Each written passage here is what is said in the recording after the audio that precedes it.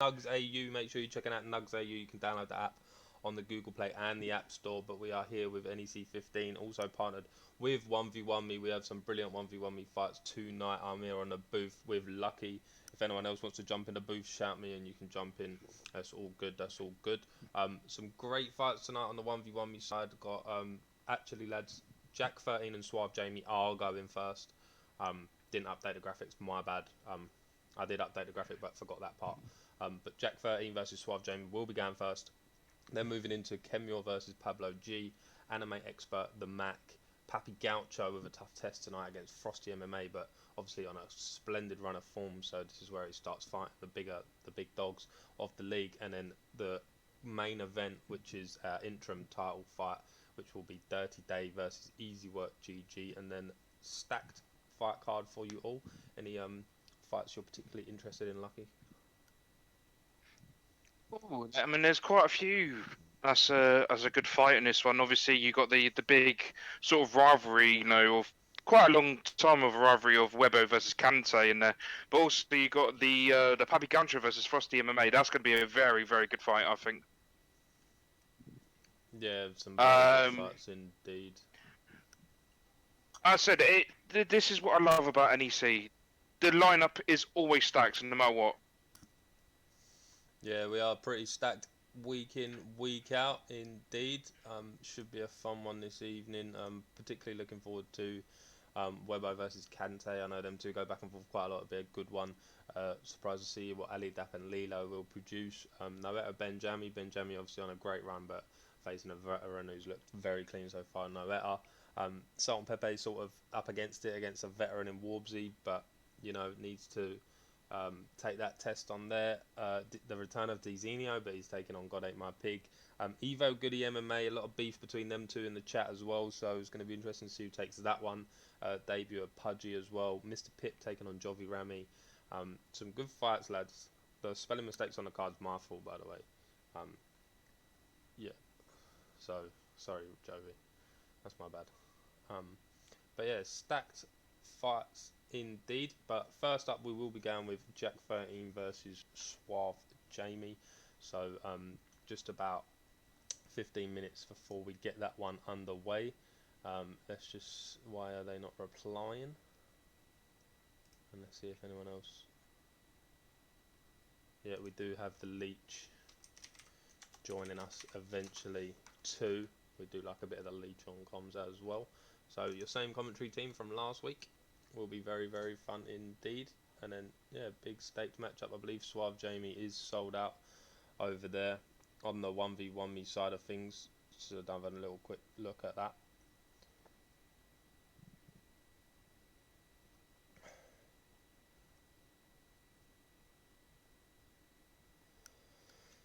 Yeah, he is sold out. Suave Jamie is maxed.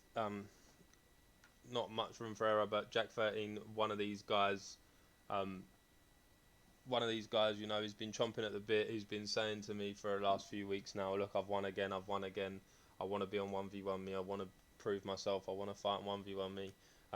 Obviously, Suave Jamie with a slightly controversial win last week, a disqualification for concept, obviously is in the rules, so it was a fair enough disqualification, but without that, Jamie is on like a 3-4 fight skid, something like that. So this is a good matchup. Jamie does need to really get back into the win column, so he will prove it against an up-and-comer that is Jack 13, and Jack 13 will face obviously the test of what is the top echelon of this league and what this does entail. So when you are chomping at the bit and you want these 1v1v fights, this is what you have to expect. One of the top players on a free fight skid. So good matchup there. Very tough, but should be a fun one nonetheless. Yeah, we've got Figueiredo versus Moreno in that matchup. Liam Kemure, also a very big underdog against his campmate Pablo G. So far, we have a slight favourite towards Anime Expert this evening. At the moment, Frosty and Pappy looking pretty even, and Easy Work GG making obviously his 1v1v debut against Dirty Dave, and then they are pretty even, but we will keep you updated with them live odds as we progress through the night. So with just under 10 minutes to go,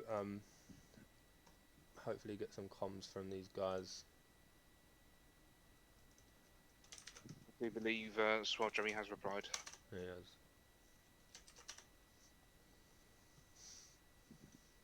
Oh yeah, he is there.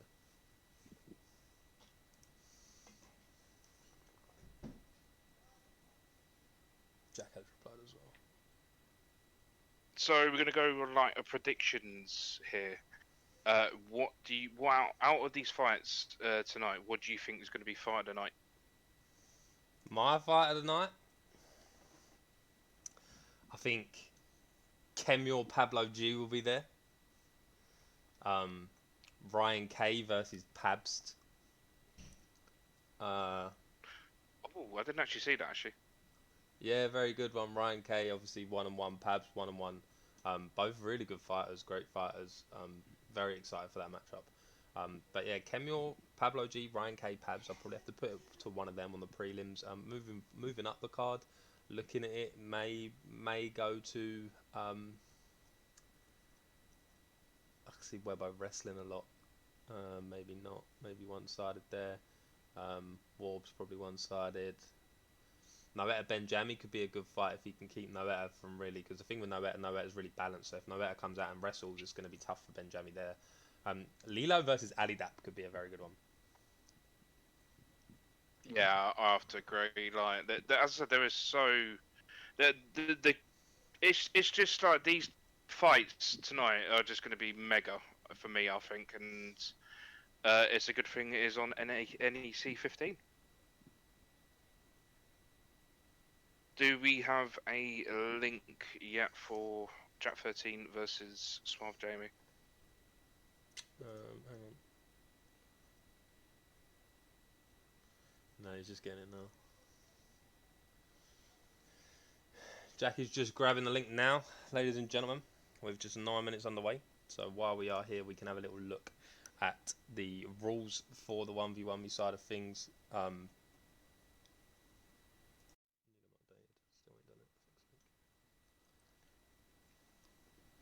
So we do have the list of the NEC rules. All the fights will be 3 rounds accelerated clock this evening.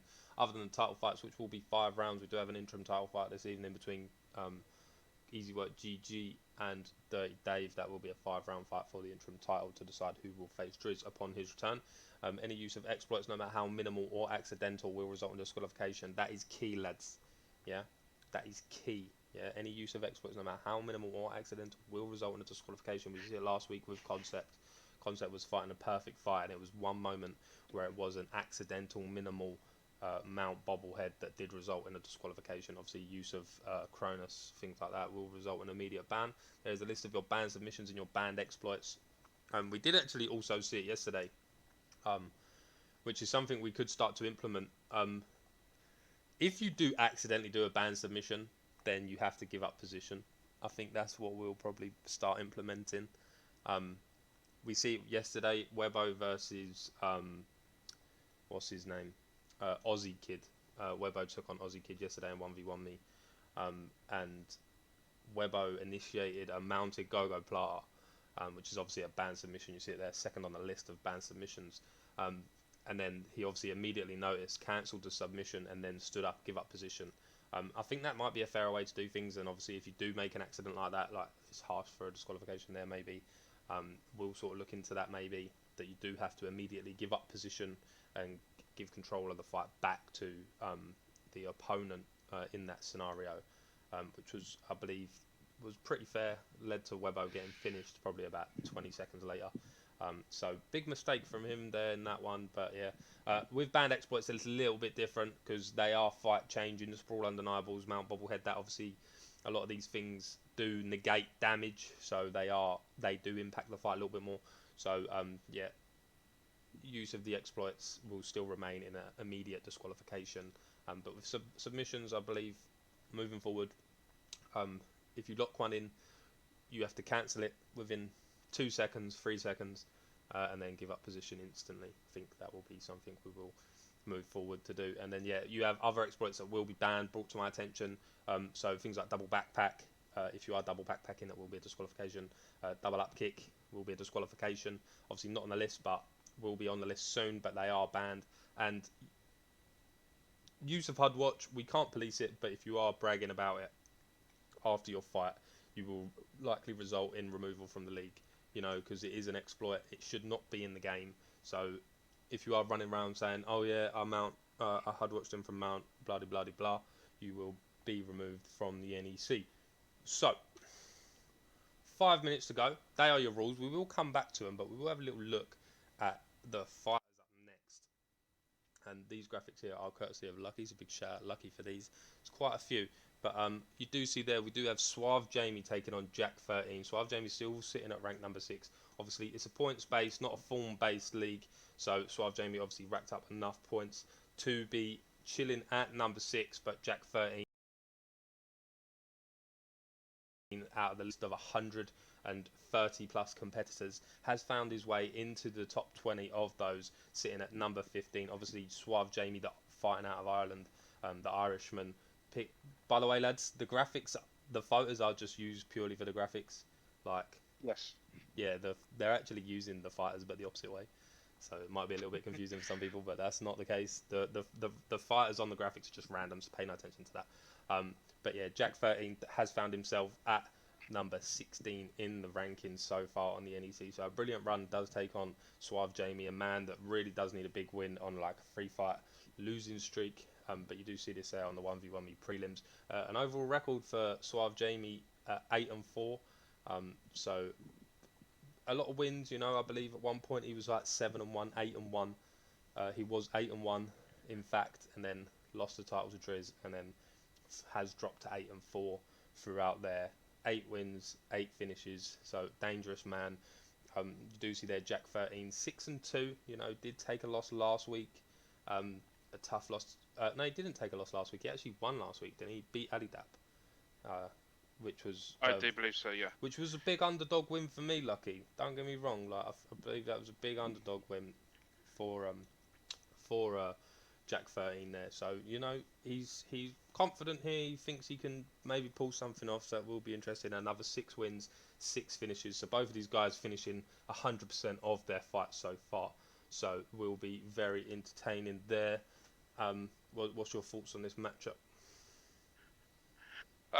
It could go over one or two ways. Like with Swell Jamie right now, you know, as you said, he's going on a quite a lull at the moment in terms of fights. You know, 3 or 4 on a sort of like losing streak, as you said. Apart from last week where it was a disqualification, he's got to use that motivation and think, I don't want to lose anymore. I want to win. So hopefully he's got that sort of motivation to go for that. Meanwhile, Jack 13 needs to use his what's that words?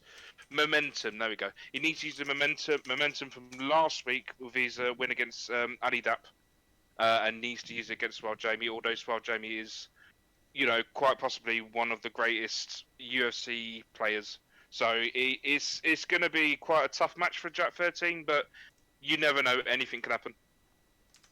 Yeah, you never know. Could get it done. A lot of people wrote off Concept last week. Concept was a max underdog as well, going in against Suave Jamie, and did nearly get the job done if it wasn't for that slight Mount bobblehead on his part. So, you know, could get it done. I've seen the way Jack plays. He's very high volume, you know, loves a spin elbow, things like that. But picking up Figueiredo as well, so he's got some big damage there for some big damage strikes. Could be a very interesting one, you know, but obviously Suave Jamie picking up Brandon Moreno. It's going to be interesting to see if he can utilise that grappling, get Jack to the floor.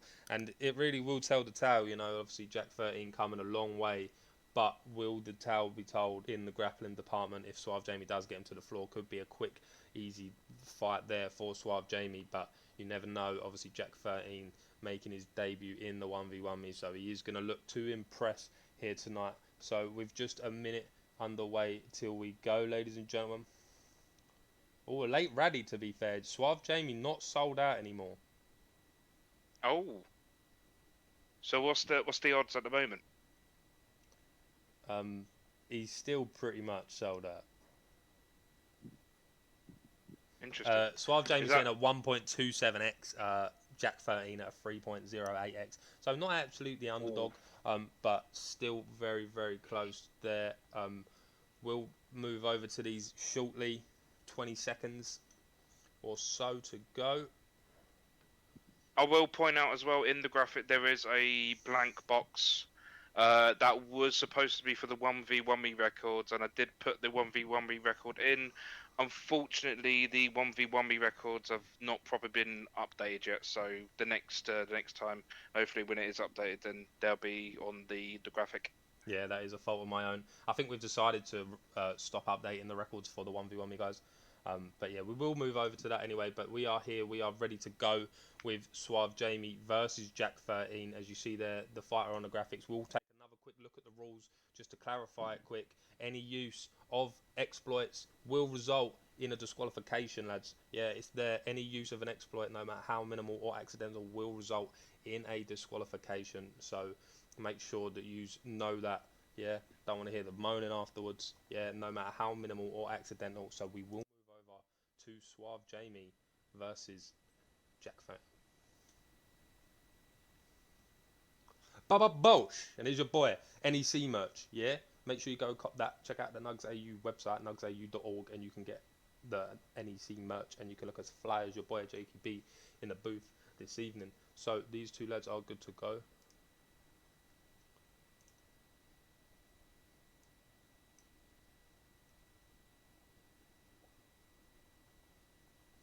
Yeah, tough fight for Jack, but you know this is what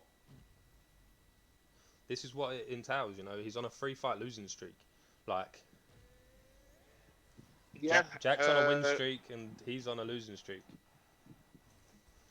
yeah, it's quite surprising who he's gone for as well. He's gone for Figueiredo as Jack 13. You know, I didn't think it would have been his style. I think Moreno, even though obviously Suave Jamie but mirrors are allowed, I thought he would have gone for Moreno as well. But there we go. Moreno don't actually have the like spinning elbows and stuff, so. There you go. Right, here we go. So good start so far. Oh, but bad start so far. Suave Jamie immediately dropping Jack and tosses him straight into side saddle. This could be a quick night. Did start quite good there. If you are interested, ladies and gentlemen, Suave Jamie in the blue gloves with Brandon Moreno with the black and gold shorts, and Jack 13 in the red gloves with Davison Figueiredo. And another big denial for Jamie, and Jack's. This is maybe where Jack might struggle and is welcome to the big leagues. Does go into side control, and Suave Jamie is very dangerous from this position. Some big elbows does pop out into half guard, but Suave Jamie will be loving this position here and continue to do work. He's probably just going to try and deny him all day long. He's probably just going to get him pinned there, get some damage done, and look at that lovely transition there from Suave Jamie. No, I'm not. Yeah, the other day was wrong, so I've changed. It was Moreno going into it. Yeah, no, lads, if you're in here now, the graphics are only for... No, sorry, the fighters on the graphics are for just graphic purposes, really. So it's not who they're going for. It's just, you know, what I've put in. So stand up here. Pretty smart there for Jack to get the stand up. Does need to keep Jamie on the feet here. Does need to keep his head movement to a minimal. We've seen him there twice slip into that rear hook, and he goes to slip into it again. Really going to tear apart his own head health there. But he's getting some success on the feet. You see there, punches going through the block, landing on Suave Jamie. And a takedown shot and takedown not denied.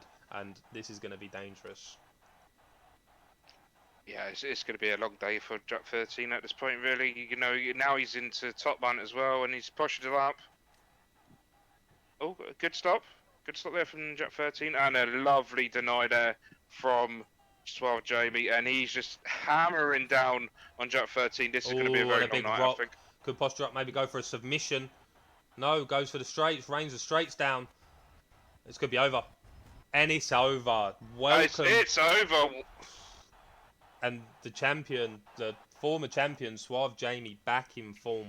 Absolutely looking dominant against Jack 13 there. And for me, for Jack, you know, is back to the drawing board. But that is welcome to the big leagues, you know. You got to be kind of careful what you ask for. And, you know, it's a tough loss to take, but...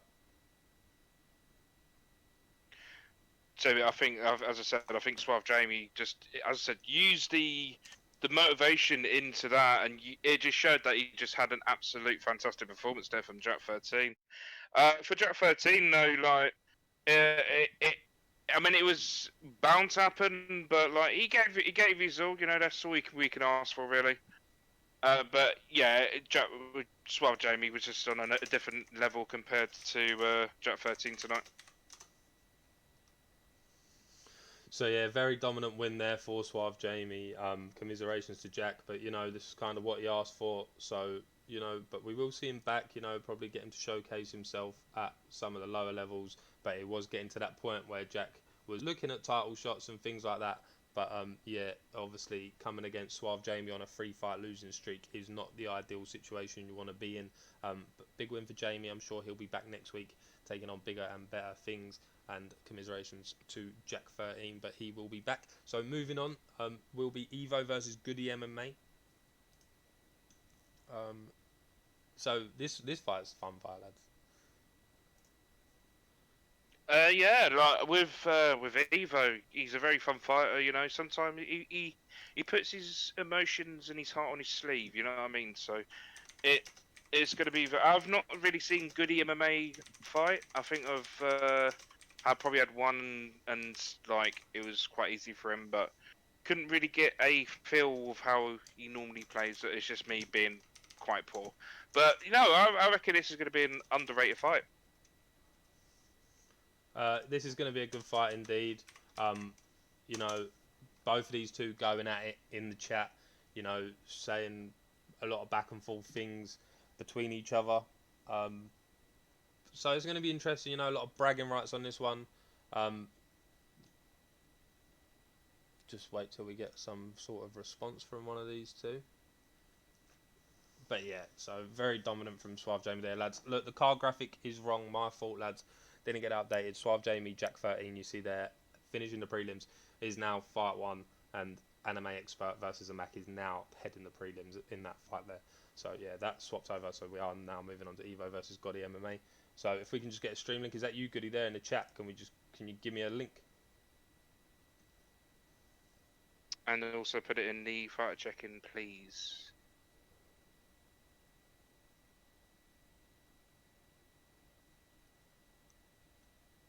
Angle day.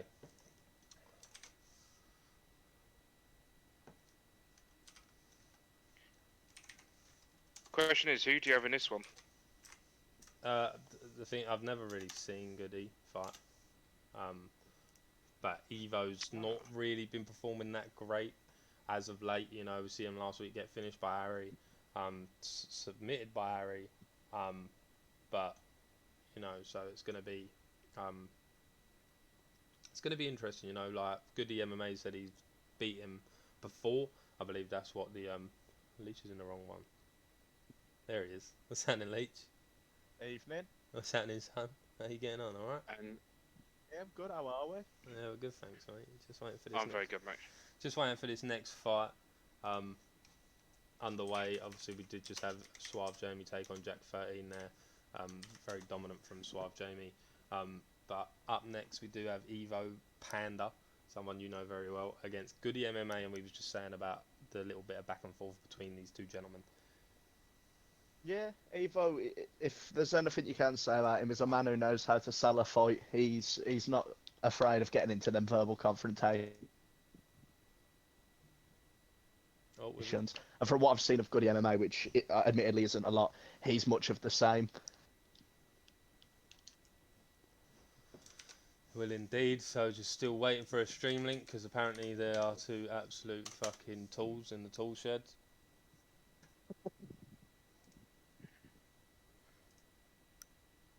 And we will get into it. It will be a good fight. Evo really does need a winner.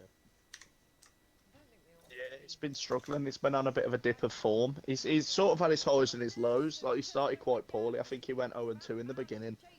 But yeah, he built up a little bit after that. Obviously, you saw. I believe he beat Liam Kemure in NUGS, and that was a good win for him. He sort of grappled him, which was strange because it's not something you see a lot out of Evo. Obviously, he's not known as a grappler; he's known as a striker. But I don't know much all about Goody MMA. I don't know how he plays. I don't know if he prefers it on the ground or the feet, but I'm sure we'll find out. We will find out indeed. But these are good to go. Good to go indeed. Going to be a fun fight, nevertheless. But record 0-0. Goody told me that he beat him before. Oh, do you have the link? Oh yeah, he sent me in DMs. Hold on. Is it just Evos? Yeah. I'll quickly swing it in the staff chat.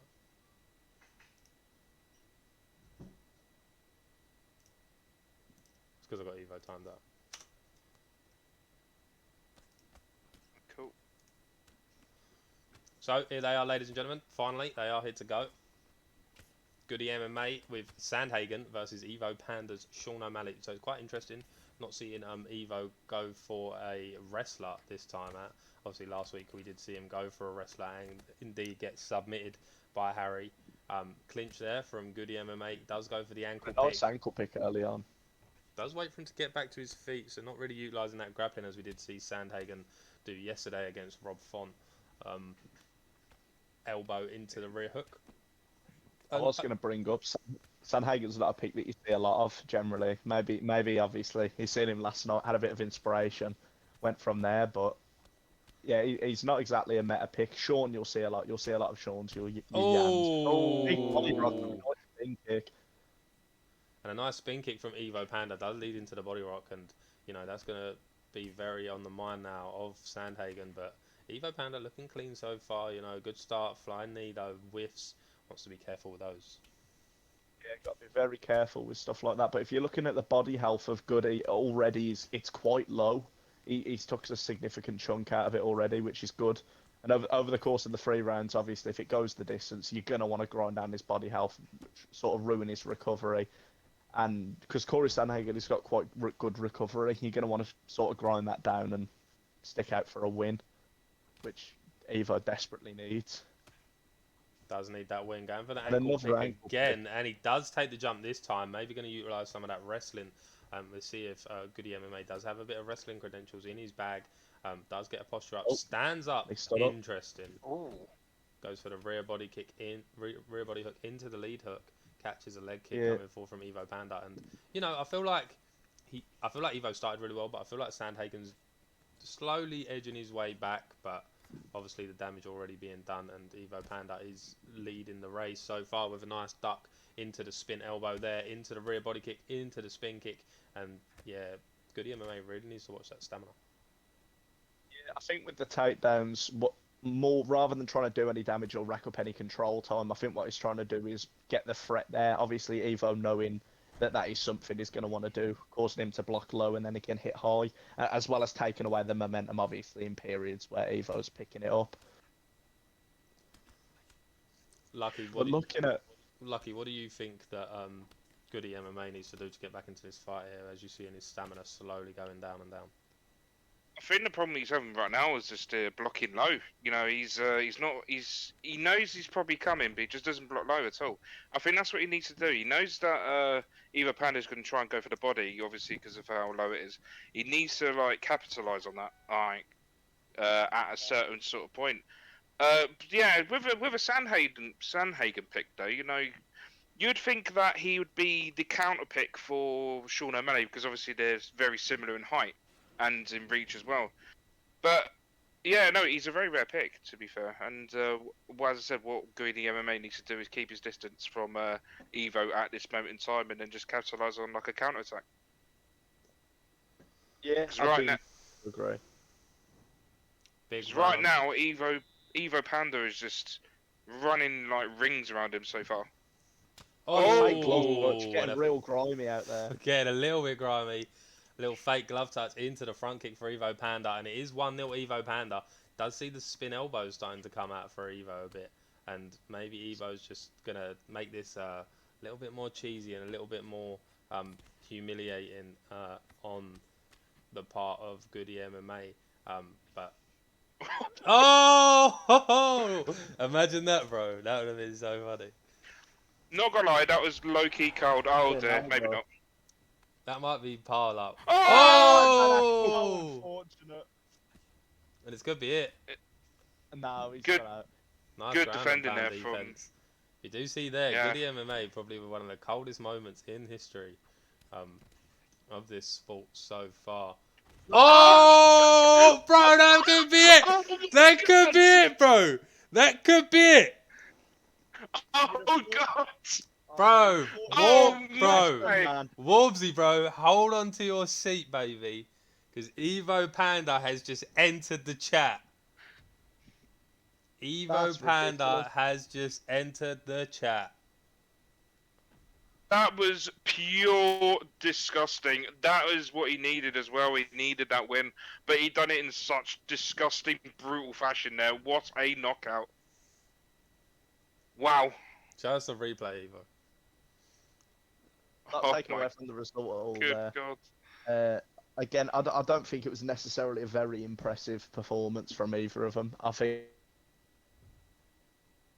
with the flying knees that he kept periodically throwing, I would say against a more veteran opponent, they're going to capitalise on something like that. So going into next week, obviously coming off a win, I'm assuming he's going to ramp up in competition and he's going to need to sort of tighten that up a lot, as well as going, obviously, 5 for 5 on the takedowns. If he's fighting someone that's going to want to actually keep him there, he's going to have a hard time if he can't defend them. However, in the actual striking exchanges, he was clearly the better fighter there. So, knockout of the season contender on just our second fight of the evening could show what we do have in store for a very brilliant fight card this evening. Moving forward, we do have Harry taking on the debut of Pudgy. Harry last week beating the man that just got the knockout of the season performance potentially. In a very, very good one, it was a good submission that he got Evo with. Evo took him down, got flipped, got denied, and then ultimately got subbed. So it was a very beautiful submission win there for Harry. But he does take on Pudgy, obviously a veteran in the game. So going to be probably a lot harder to get a submission win here. But nevertheless, a great fight where one of the new guys takes on a veteran, and if they can get the job done, it will be a very, very spectacular win. So moving over.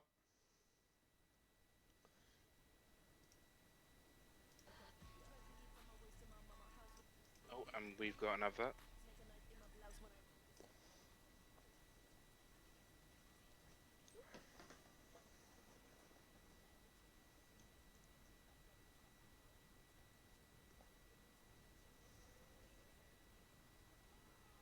Oh, so we got Dan Ige for Pudgy and Pudgy, sorry, and halves with the half, sorry, Harry with Ilya.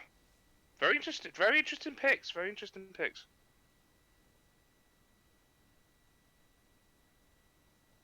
Obviously, with Harry, he's the submission specialist, so he's obviously going to go for Taporia. However, I've speak to Pudgy quite a lot. I don't really know what his style is, so this will be one of the first times I'll be actually seeing him fight. Yeah, I wouldn't have been surprised to see HRX pick a Brian Ortega, to be honest, T-City, but... Did see him come out with I a don't think beautiful it's a bad pick. submission last week, so he does opt to go for Taporia. But Dan Ige, I do really like Dan Ige in this game. I think he is really good. So this will be a good, closely contested matchup. We'll see how long it takes HX to start getting the takedowns on, and if he can utilise that grappling and a big rear body kick there coming from Taporia. But yeah, I'm not really too sure on Pudgy's level. Like, I know he's been around the community for a long time, but never really can remember watching any of his fights. So it's going to be interesting to see if he can get a job done here in a big debut and get a big win.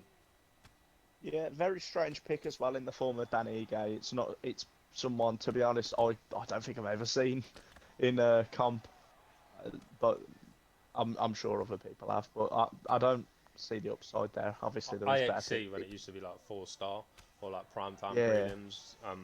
Dan Yeah. Ige does come out because he is good. He's got nice clean boxing. Ooh, that was close. Oh, great takedown. Great takedown and narrowly avoids the knee, but it's going to be what can XH get done from here. Does see there showing a little bit of the leg lock. Does Half guard. take half guard, and quite interesting to not see Pudgy get that denial. Doesn't get mount. Back to full guard. The thing is with Harry as well, he's very, very sneaky when it comes to submissions. You saw it last week against Evo, where he just like sneaked a submission in after like a dodge. and he got the win from that. So like any sort of like movement or any sort of flip, it could be all over with Harry. Going for the Oh, that was a great twister, tonight. as you said, a little bit sneaky, nothing doing, and back to the feet for Pudgy.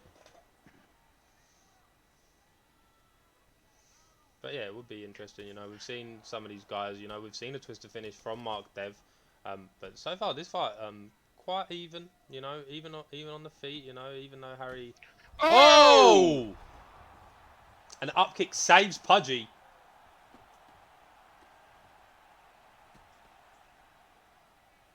And even Harry said himself,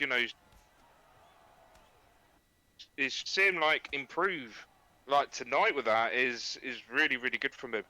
He just shows that he wants to improve. He wants to be well rounded, and that was a great stun. And he's sort of leading in all aspects. He's got the head health. He's got the body health. I think even his block a little, but what do you think you need to do if you're Pudgy here to sort of bring yourself back into the fight, Lucky? Oh! I think he needs to. I think he needs to pressure him even more. Like don't take him to the ground because, as I said, with Harry, he's very very dangerous. Just pressure him. Just get into. Just back him off into the cage. Just trying to pressure him as much as you can because he will. He could fall into pressure. And make more mistakes. So that's what I think Pudgy needs to do at this point. Yeah, I could see that. I think he's given him a lot more respect than he needs to. He needs to sort of push the pace, get in his face. I think a lot of straight lead hooks would be quite nice. It's quite a hard, especially if you're throwing them quite fast and not too frequently. It's quite a hard little small combo to see come in. Then he's hitting with one there, and he's landed clean with it. But if he gets a few of them, it's really going to add up with the damage. So big round for HX. Looked pretty even until that moment there. I didn't actually see the stats. I see a brief of it. I'm pretty sure someone struck the other one massive. Can't really remember who that was. Was that? Yeah, it was hard. It was Harry. He got Like, one knockdown and was it one like 30, stun. yeah, as well. was it like 30 strikes though to like 11? It was. I do believe it was like 32 or 33 to 12. I do believe maybe it's on those lines. So big round for XH, well. but started well. But as these fights do progress, you do see his head health dropping a little bit lower now than Pudgy's, and a big denial will get full guard. No, he doesn't. Big denial, but can't really throw much there, as needs to wait for his stamina to recover. Oh! A big knockdown, that could be it. That's over. Oh, and he was very reluctant throwing, but as he got it, and he's just survived. He was very reluctant throwing when he went down there, Jake. Interesting. I'm not sure why. Interesting. Drops him and then sort of waits and gives him a little bit of recovery time and sort of like I believe like these. Oh, big denials both ways. But yeah, like a lot of these positions are like time based, I believe. So gave up a good valuable like 2-3 seconds there by not throwing. Yeah. Could have potentially finished the fight. I believe he could have finished him. It's going to be interesting to see if that comes back to haunt him, but has got the head health very compromised now for Topuria. Yeah, he may have been worried about getting countered and put on the bottom because obviously HRX has good jiu-jitsu as we saw last week, and he's got a takedown to half guard. And you could see him going for an arm triangle. You don't know what, but he does. He takes his back, and unfortunately in comp this isn't a very very lucrative position. Obviously, if you're not being able to go for the RNC. However, if he can get top mount, and he gets a nice posture up, he can do some very good damage. But he doesn't deny the half guard, and he's back to where he started. And he has to be very careful. But that could be over. Oh, and he's finished him. Oh, God, that's fantastic. And he's picked his shots perfectly, and he's put him out. Brilliant. Beautiful posture up from Pudgy after a slow start to the first round. Really picks it up in the second and rallies there. And yeah, beautiful finish from a half guard posture up where every single strike just seemed to land clean on the button. So we will move back to the card. Beautiful. That was a lovely comeback from Pudgy. Like he was in trouble there, like for the first round, and then the adjustment that he made. Fantastic stuff there from Pudgy.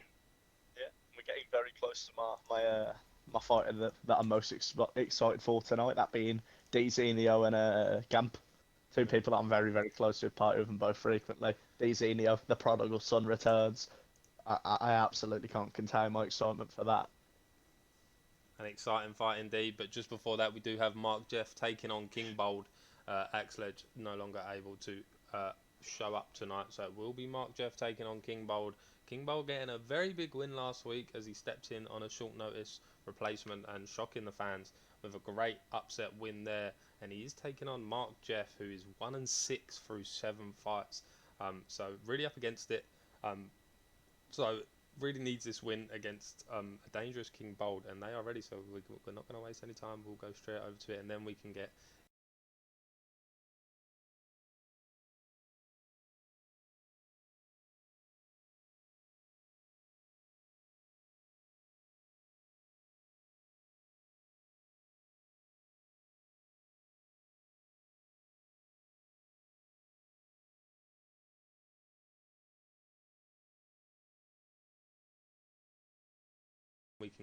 into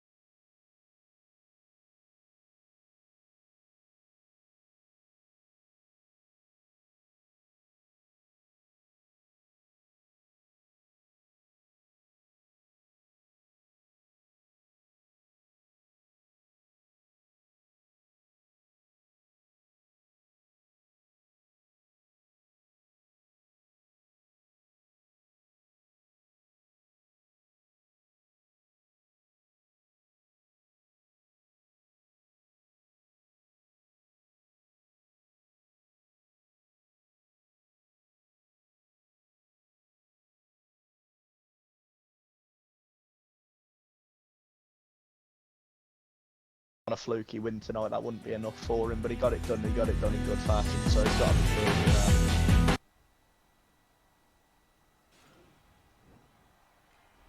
Well, we just need to see if Jakey's voice is coming through. Oh.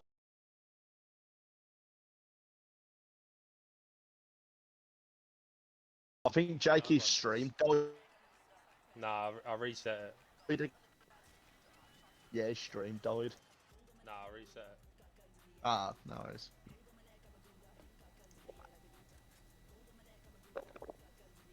Oh no. That means they missed out on my cold line at the end there. The Gaelic Gladiator. Gutted. I'll reuse that if there's another Irish fighter. I apologise for that. I don't know what happened. It was showing that it was showing fine, so I just reset it, working again.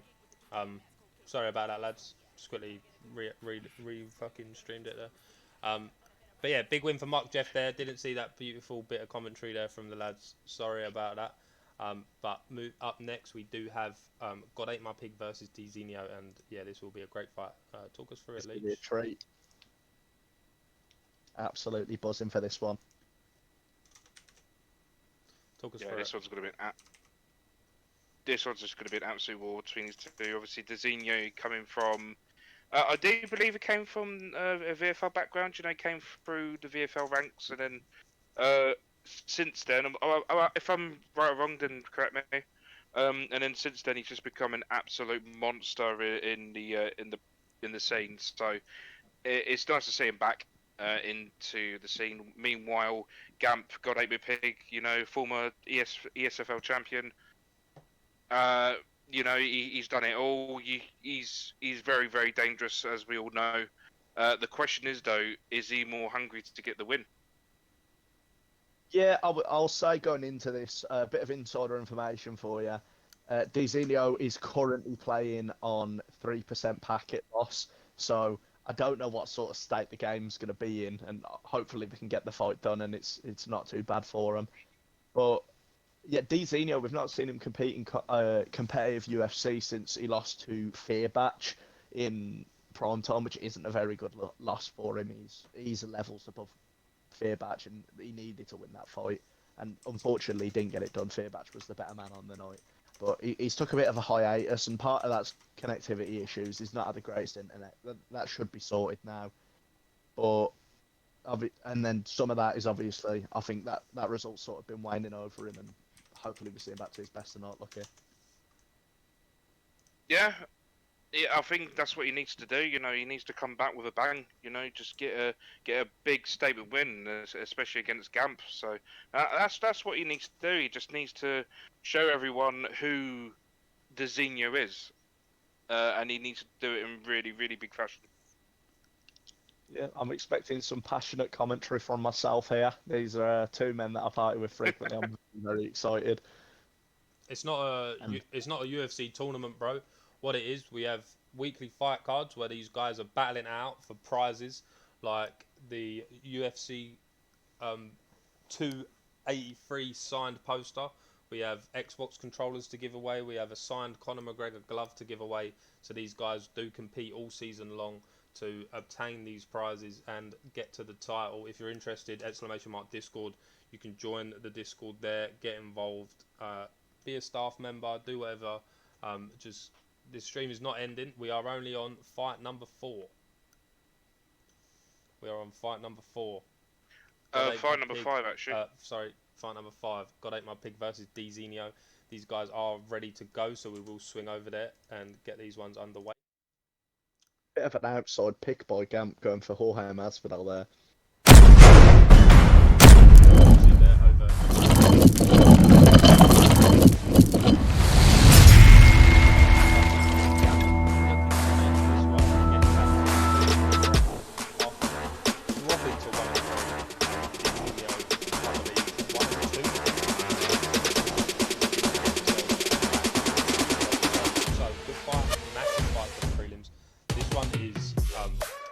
event-esque, I would say.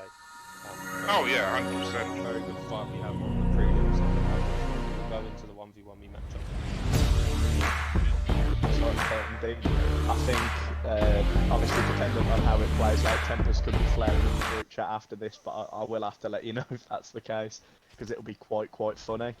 But yeah, early on, he gets him with the teeth and he knocks him. Well, he sort of slips him down into the knees. He gets a bit of body damage there, but he's not been competing in comp for a while, but he still kept himself very active and very snappy. He's doing multiple spars a day. And a big flying.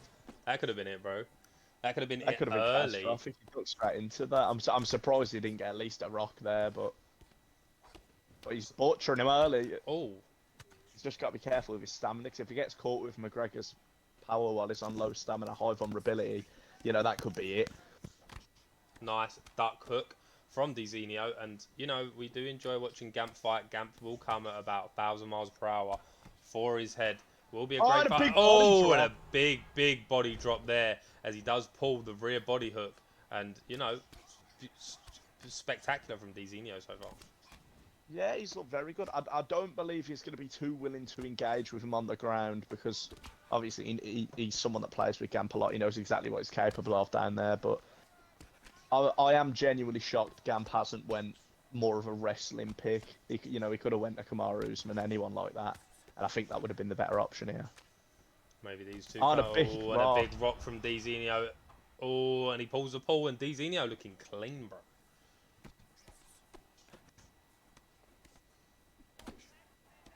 I'm kind of missing out on time because I can't actually see the link. I posted it in the thingy, bro. That's true. It's just Max Mombay. It's Max Combe, but the first letters split around. I just posted it in the fight checking. Cool. These has looked fantastic so far. The prodigal son. I can't believe it. The little boy from Blackpool, England. This is fantastic. I got it. Yeah, sorry. Oh, and another big rock, and he's knocked him down. Oh, and he's dropped him. And he's hitting him with some nice body damage as well, Jakey. This is about as good as a return performance could get. Look at the stamina on Gamp. The stamina is indeed zapped. Oh, and another big rock. Yeah. And it drops against the cage, and it's mount. Top mount. No, and very good mount defense there.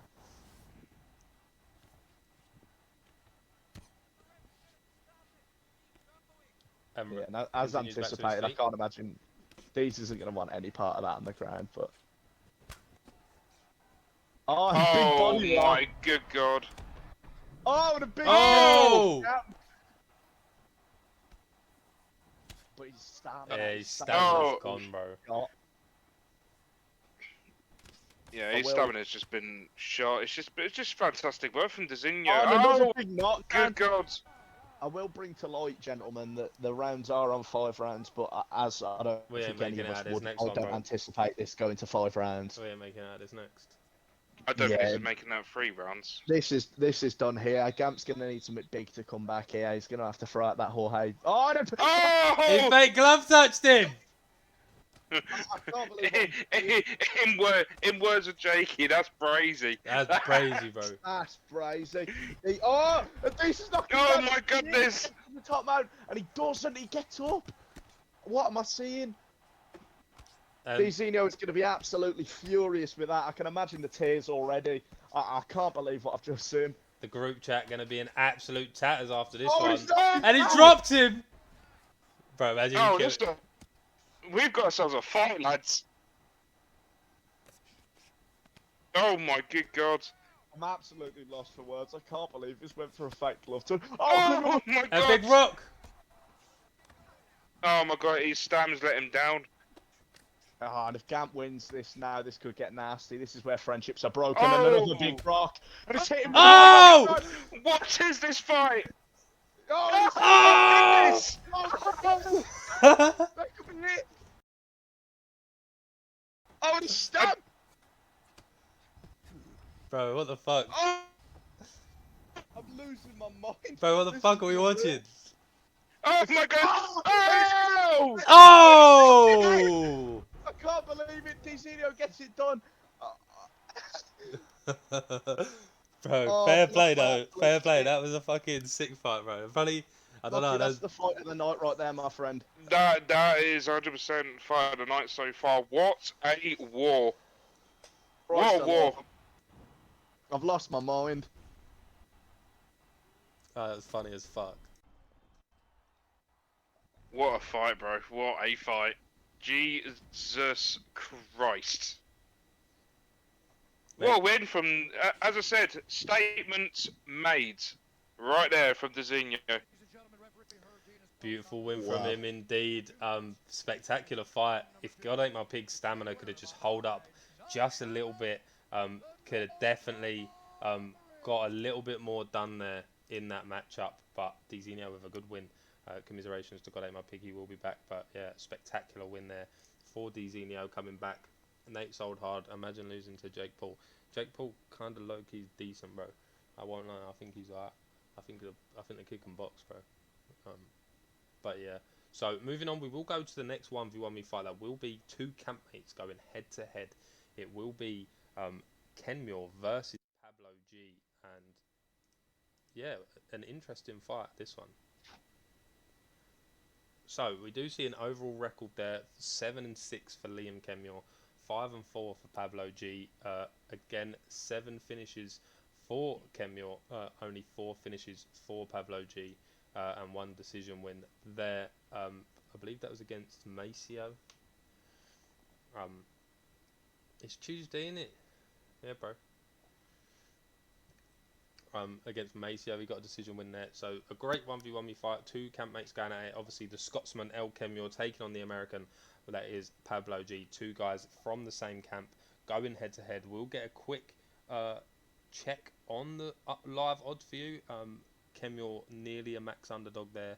Pablo G backed pretty heavy in this one, but you know, Kenmure's a very good fighter. This will probably be an all-out stand-up battle, so this one could go either way. Will be a good fight nonetheless. The Scotsman obviously building on some amazing performances so far, and Pablo G coming off a couple losses, so will be interesting to see how this one does play out. Do see there Liam Kenmure ranked number 12 in the NEC against Pablo G's ranked number 23 in the NEC. So,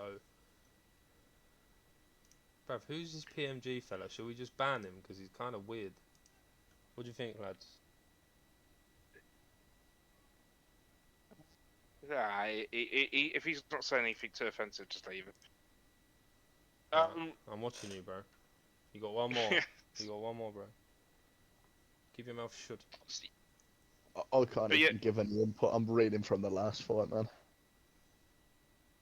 But yeah, as you said earlier, this is another potential to be a fight of the night as well between these two. These two are going to go like hand in hand with this one, you know. But good luck beating that previous fight. That was just phenomenal. That was just phenomenal. But I reckon these two could do it. I reckon these two could have a back-to-back war here. Well, when you've got one B3 member on the card, you know that it's going to be a great fight. You know, when you've got a B3 member in a fight, you know it's going to be a crazy striking performance. When you've got 2 in the same octagon, it's just war is all that's on my mind. You know, I can just see these guys absolutely going head to head, all on the line here against these two. Going to be very.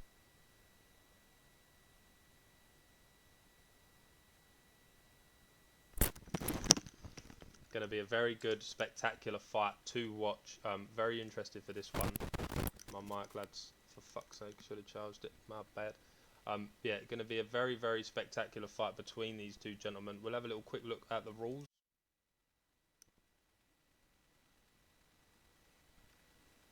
So we just go through these rules.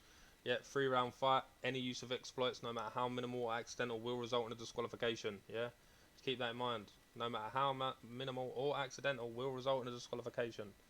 Okay, but I'm pretty sure this one will just stay on the feet and there won't be too much to it regarding mount bobble and things like that. Hopefully not. Oh, my mic's just bugging, bro. My mic's just bugging.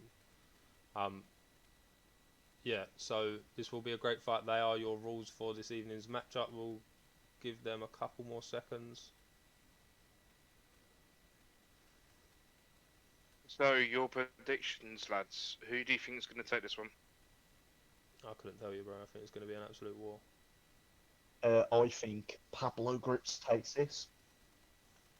Going to be a very think interesting one Pablo? indeed. As you see, both of these fighters very well versed. Will be a great fight as we do head over to them. So there they are again. Liam Kemyor 7 and 6 against Pablo G 5 and 4. 2 B3 members will swing over to the stream as we get underway. Yarn mirror match, lads. Peter Quite Yarn mirror surprising match. because yeah, quite surprising because I would have thought that Kemil would have gone for his favourite Josie Aldo. So it's quite interesting to see that he's gone for Jan in this one. Yeah, he might have been put off slightly with the Jose Aldo pick after obviously winning his fight. He had a lot to say about the pick. He thinks it played a big part, but obviously So, that's up to touch him of to have to gloves. say. If you are new here, you do see Pablo G in the red gloves with the red shorts. Liam Kemyor in the blue gloves with the black shorts. And don't blink or you may miss it. This one going to be 100 miles per hour. And some good head movement so far from Pablo G. Winning the early exchanges through 30 seconds. But, this one's probably going to be very back and forth throughout the duration of this matchup.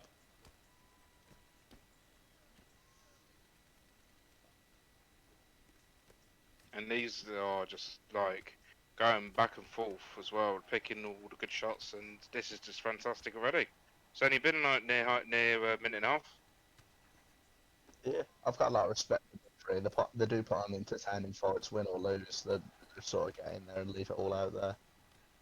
Win or lose, this will be a great fight. More of like a boxing fight. We will probably see. We will see a lot. Did you see a head kick there, whiff from Liam Kemyor? But majority of this will just be a stand and trade in the pocket boxing match of sorts. But there you see Pablo G breaking the block of Liam Kemyor, finding a way home for some of them strikes. Head kick off the block into the straight. Kemyor whiffing, and Pablo G's range management is looking spectacular so far. Yeah, he's sort of picking his shots. He's picking them apart, sort of. He's done very, very well with the straights when obviously Kemyor's pushing in. He sort of caught him every time, and it's been very nice. I would say Kemyor sort of needs to back off a little, maybe let Pablo come forward, try to catch him with a straight of his own. Oh, but a nice Ooh, combo very nice land. combo. Oh! Oh, And so a big moment for Kemyor there, really. No health events, but that's... Oh, big head kick. oh, and another big moment. Some big moments. Oh! And another big moment! Oh, beautiful head movement as well from Pablo Yeah, G. Oh! Oh, these are going off. Pablo G's had some very nice head movement as of so far. Some very nice head movement from Pablo G. Oh! Ooh. But Big Kemyor rock. is always on that upper. Oh, my good God. Oh, my Jesus Christ. This one very back and forth. Great fight so far through a first round. And this one's on a nice edge, gents. Who was the favourite going into this fight, like in terms of 1v1? Pablo. Oh, Jesus. Pablo. Like Max. You wouldn't guess it. It's been very close. It's been very, very close, these two. To be fair, if you had the underdog pick, you're going to be pretty happy how the first round has panned out. Because we do know, obviously, after that, you see there Kemyor bloodied and bruised. But not telling the story of the first round. Very, very good first round between... Yeah, Kemyor was a huge underdog. But a very good first round between both of these gentlemen. Very interesting fight so far. Couldn't really tell you how this one is going to end up. But I'd say Pablo G sort of edged that round for me. Started well. Kemyor did have some big moments, but really brought it back into the end there with a couple of rocks and drops himself. So, yep, second round going to be very interesting. See there, stamina almost the same, body health the same, but a big drop, big rock, drop, big drop from Pablo. Oh, and a big lunge. Oh my goodness. Kemyor needs to get his hands up, man. This is getting brutal. Oh! Overhand, and he's not jumped. Oh, bro, this fight's fucking. Oh! Oh my God! He's snoozing. And Pablo G sleeps him, bro. That was fucking crazy. What another like? That's a back-to-back like fight of the night contender fight there. Jesus Christ! Wow, what a fight! Fantastic.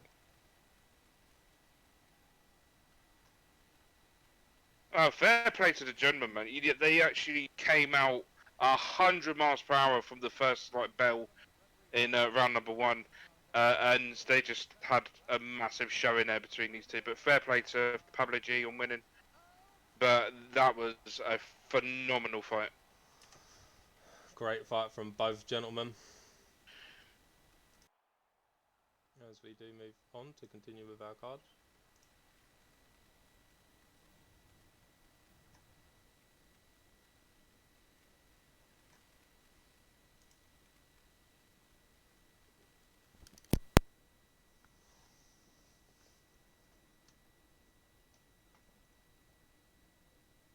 Phew, I'm sweating, bro, and I'm not even playing. That was a crazy fight, bro. That was tense as fuck. Crazy fight there between them two going head to head, but Pablo G, the favourite, does get it done. We will move on to our final fight of the early prelims, Jovi Rami versus Mr. Pitt. We will not waste no time. We'll go straight over there. Bro, some of these fights tonight, crazy, bro. Oh, 100%. And we got another like main card to go as well. This is just like what a crazy start, you know? Just two like back-to-back like Friday night contenders. It's just crazy.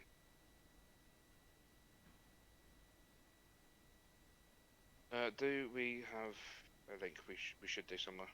Yeah, Yep, it's Mr_Pip_V2.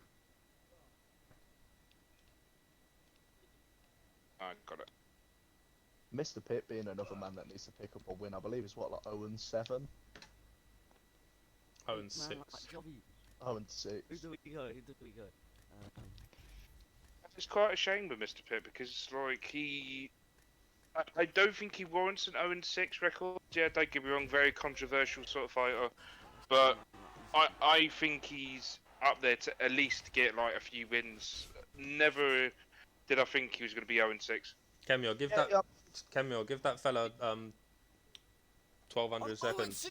What the fuck? I thought I was 0-5. He's Oh, took might some be hard 0-5. fights on short notice, so you have to respect that. But we're a bit of a weird pick here going out of Sanya against Pereira. Pereira's obviously the much more meta fighter. I'm assuming he wanted to go with someone just as big, but he feels a bit slow whenever I've used him. I don't know about you two. Probably like out of the two, I do prefer Pereira, but I will say if you use Adesanya for his leg kicks, you know, it's very, very good considering the fact he's got a 5-star leg kick, and calf kick as well. So if you can utilize that, you know, you can get someone in big trouble in terms of legs. I just feel for Pip, it would have been a much smarter idea for him to go someone like Rob Whittaker. He likes a takedown as well. He doesn't mind the ground game at all, and I think that would have been a smarter thing for him to do. But he could prove us both wrong. He could get a result here, and that'd be good for him.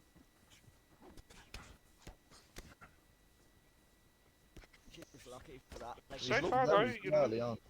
He's looked very good early on. He's winning so far. But I had a big rock for him. Oh yes. I don't actually know if that was a rock. I think it was just a low stamp.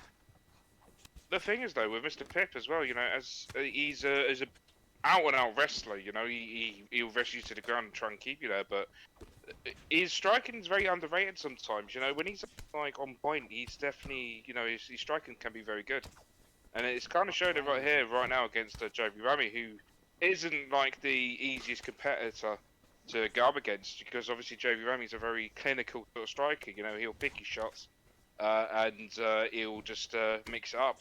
That's what Jovi Rami does. So Mr. Pip's doing a very, very good job, right, like keeping Jovi Rami from actually doing that so far. You know, he's keeping his keeping his distance.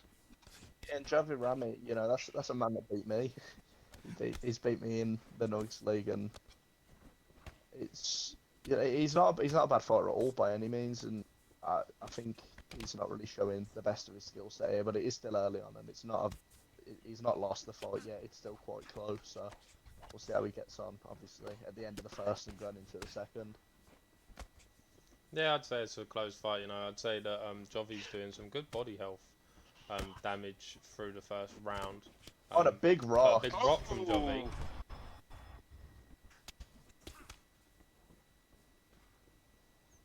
Ooh.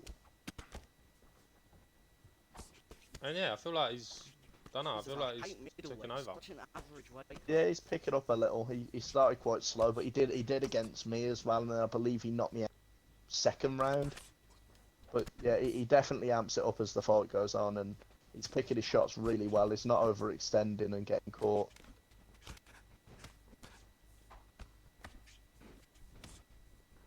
Oh, and that's round number 1, and Close round. oh, that was very close. I think Pip just edged it.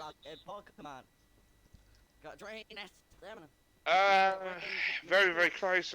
Yeah, just about edged it. Yeah, so I think it's 10-9 to Pip so far. But you know, Jovi Rami, never count him out. I mean, damage-wise, I would say he's probably winning. Jovi Rami is. You know, he's got a little bit on the head half and another big rock. Oh! Oh, and a big drop! Oh!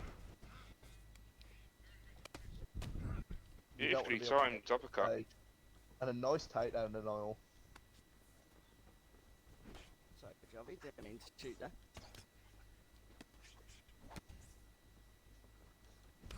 Ooh. Oh, Jovi some big Rami's got strikes. really. He's got to be. Oh, and a big knockdown. Oh! Beautiful stuff. Bro, these fights tonight are fucking crazy, bro. What the fuck?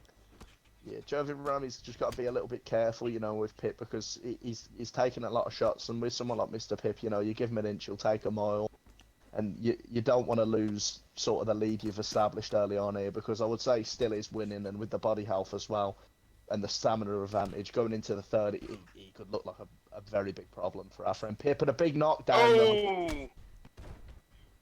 And he's took side control and see what he can do that. And he gets out straight away, unfortunately, for Pip. Gonna see some no hard grappling, yeah?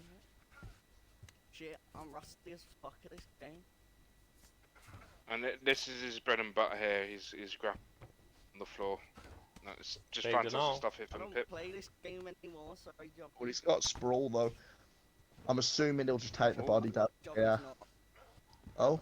the smartest. Oh, No, he's trying another to. big denial. He's repositioning him for the quick get up. That was actually very, very well executed from Jovi Rami. He was very good with his denies going into backside. Mr. Pip making a statement that he can't grapple these days. I was wondering what days he could grapple on. Oh! That would have been another big knockdown.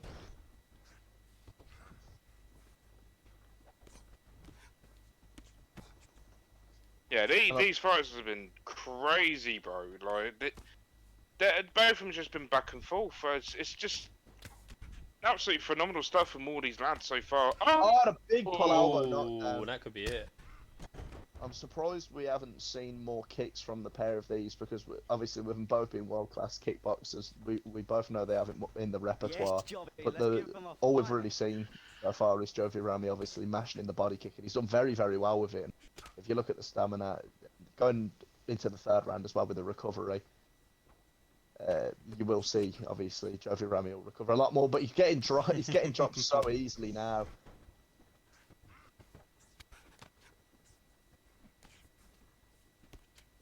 Oh, these fights have been phenomenal, bro. Oh, Ooh. and another drop. Bro, this fighter's got like the most health events ever. Jesus, Jovi, can you stop Yeah, touching Jovi my- Rami takes that round for me. Yeah, Oh, one shit, more fucking takedown. Yeah, it's I do believe it's one. For fuck's sake. 19-19, I'll take that too. But I don't know, the first round, you know, it could have went in. If I'm being honest First with you, round lucky, very I don't close. see it getting out of the third. I can't believe we're in round number 3, boys. I'm not gonna lie. Yeah, I mean, after the first round that we saw, but you know, Pip's got to be really, really careful because he's got everything to lose here. And a big Oh! knockdown. And I feel like I feel like a broken record. I have said that quite a lot, but I'll stop saying it when it stops being true. And another big rock.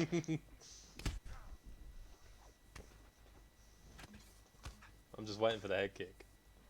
Yeah, Jovi Rami though, very, very precise here. He's picking his shots. He's landing.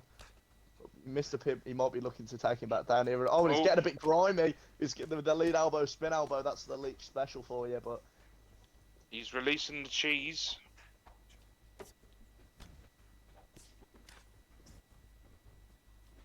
Oh, that was that was a bit weird. Yeah, It's crazy. oh my the god. block. Oh, Oh, the drop, it's that could be over. it. It's got to be over. Fucking beat No! Wow! Jovi Oh Rami, my god, he dropped him! He's No, That's a it's catch. over! That'll be it. No! Oh. It's not even over yet! Oh, you bitch, Jovi. Oh! Oh, beautiful KO. You fucking bitch, you jumped. Oh my god! Three fights in a row we've had wars. What? Oh my... I don't even know what to say, bro. Wow, what a fight. Lost for words there. That was brilliant. Yeah, bro. All I can say is these guys are really putting out tonight, and some beautiful, from the word go, really, from Evo Panda getting a beautiful KO of the night contender there on Goody MMA, moving forward with 3 fight of the night contenders in a row, one on the 1v1 me cards, and yeah, it's just absolutely showing up and showing out, and yeah, big GGs to everyone so far, and I think it really sets the tone for the, that brings out early prelims to the finish. We got through the first 1v1 me on the prelims there, and yeah, I think it really sets the tone for the next few matches. I will say, lads, I'm going to say this now. For the first time in any of my ratings history, given 3 fights 10 out of 10. It's been a madness, mate. It's been absolute mad. Oh, the night isn't over yet. We've got a lot of fights left, and it might be 4 fights. We'll see. Yeah, it's going to be hard to think that one of these fights is not going to also go that way. Up next, we do have Kavilum taking on Fran. Kavilum, obviously, a standout competitor, doing really well for himself in the league, in other leagues. Not the best record in the NEC so far, but, some big wins. He's a very good, solid performer. Against Hayes Fran now. Hayes Fran, beautiful, everything he's doing. He's a great guy, solid attitude towards the game. Come up against Papi Gaucho a little bit short last week, where he was absolutely dominating the fight, then lost. But then a week before that, we see him dismantle God Ate My Pig, which is no easy task. So is this one's anyone's fight.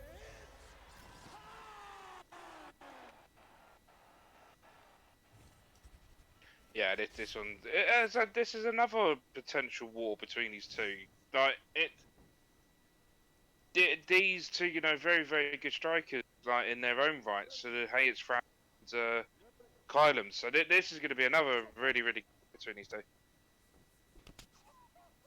Great knock indeed between these two gentlemen. Fran, obviously, the better informed competitor at the moment, but obviously Kavilum, very, very solid throughout, and we'll look to maybe put on a great performance here tonight.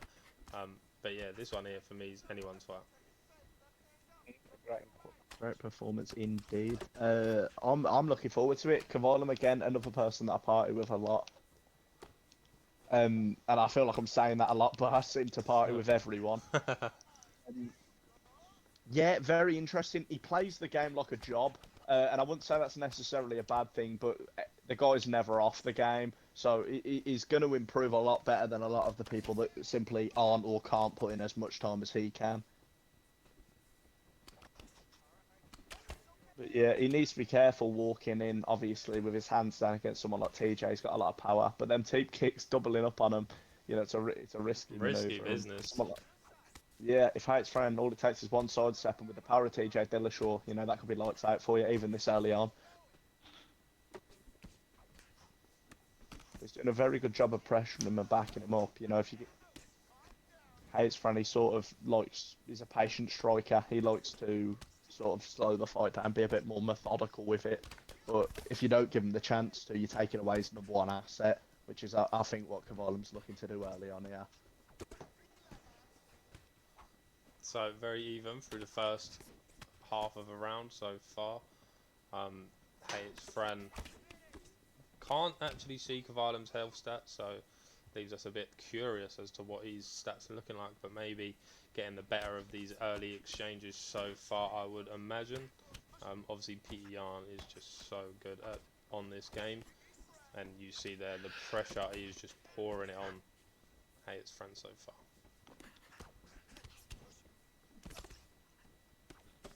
Yeah, as I said, these boys are just going off as well. You know, they're not holding back either. Yeah, Hayes Fran, he needs to gauge some distance between him and Kavalem. He's getting backed up a lot. He needs to circle out rather than backing straight up because you don't want to be in the corner against someone like Jan.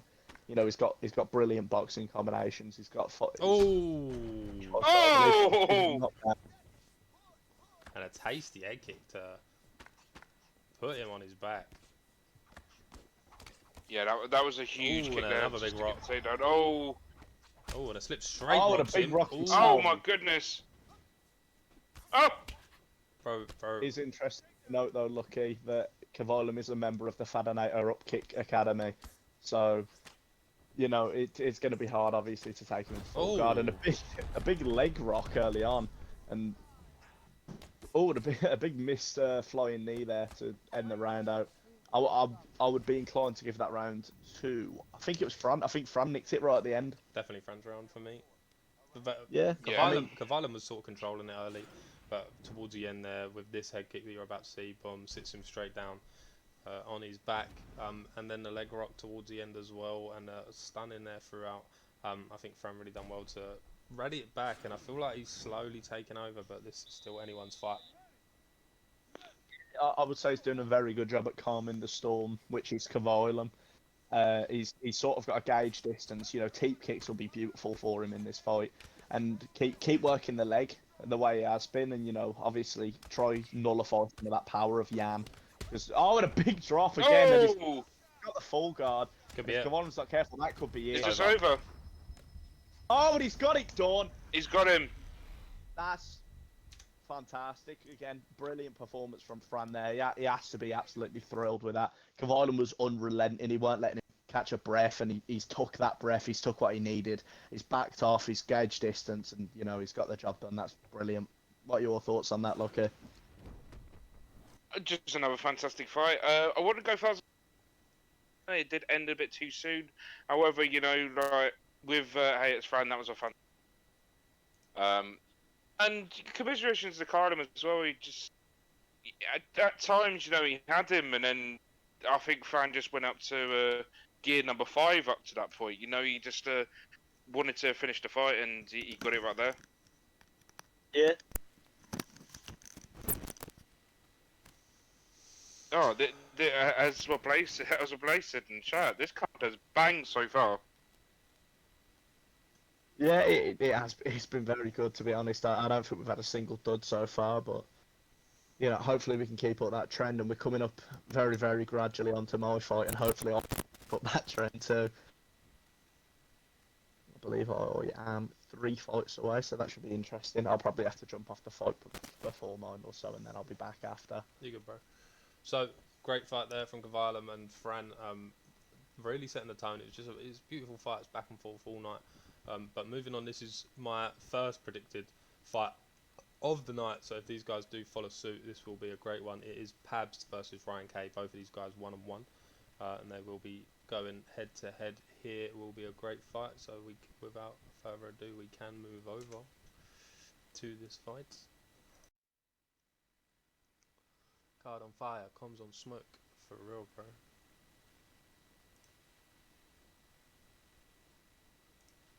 So these two are good to go whenever they see fit. Will be a Conor McGregor mirror, so we can actually imagine this one will be 100 miles an hour.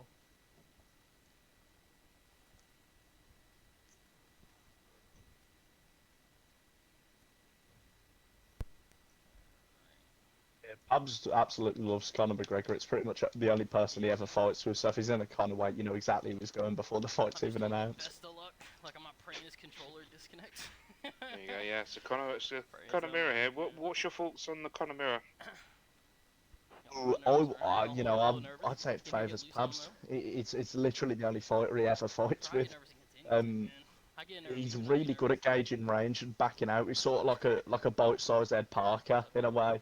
He's getting in, he's getting in there, he's doing his damage, and he's out before you can even get near him. And with someone with the Heart's pounding. speed, accuracy, and power that Conor McGregor has, if he can Thinking I missed capitalise it. on that, Thinking that'd be brilliant. But Pabst is someone that has been known to struggle in comp. He has the famous Naslim comp bottle gene. But, you know, he has to be very careful. So Ryan Kay, I know him from a very, very long time ago, and he wasn't quite the fighter I've been told he is now. But I've been told he's got some very, very clean striking, and I'm quite excited to actually see it showcased. Very good striker indeed, Ryan Kay is, and so is Pabs. This will be a great fight, nevertheless. That's why the matchmakers brought this one to you. Do see Ryan Kay, as expected, pushing the pressure, and Pabs sort of trying to get out of there. Struggling so far to find his range. I feel like he's only through like 2 or 3 strikes so far that have landed, but you see there beautiful lunging hook into the body uppercut. And so, yeah, it's going to be one of those fights. I think Pabs trying to play it more technical, and Ryan Kay trying to be a bit more technical, but you do see there some nice body work coming from Pabs. Yeah, Pabs, he's sort of a slow burner. He'll ramp up as the fight gets on, and you know it could also be nerves. He's trying to shake out some of them pre-fight nerves. I know he doesn't really compete in comp very often. He's not someone I would consider an active competitor, but you know when he does, he sort of gets out there and he's chaining together combos, and he looks really nice. But a lot of the time he comes up short, and I'm hoping for his sake and for the viewers that that's not one of them nights. I think this will be a really good fight, and it has been so far.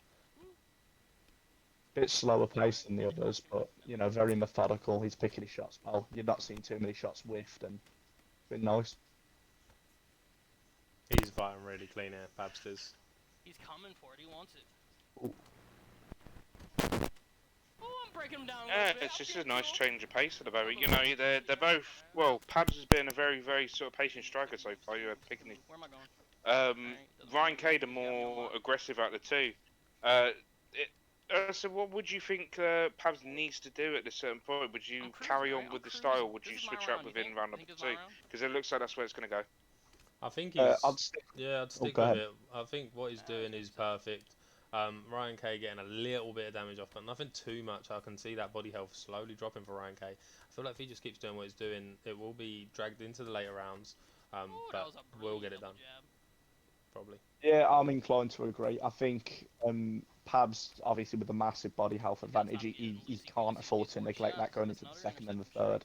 You know, he's set the foundations, and now it's time to build the walls and the roof.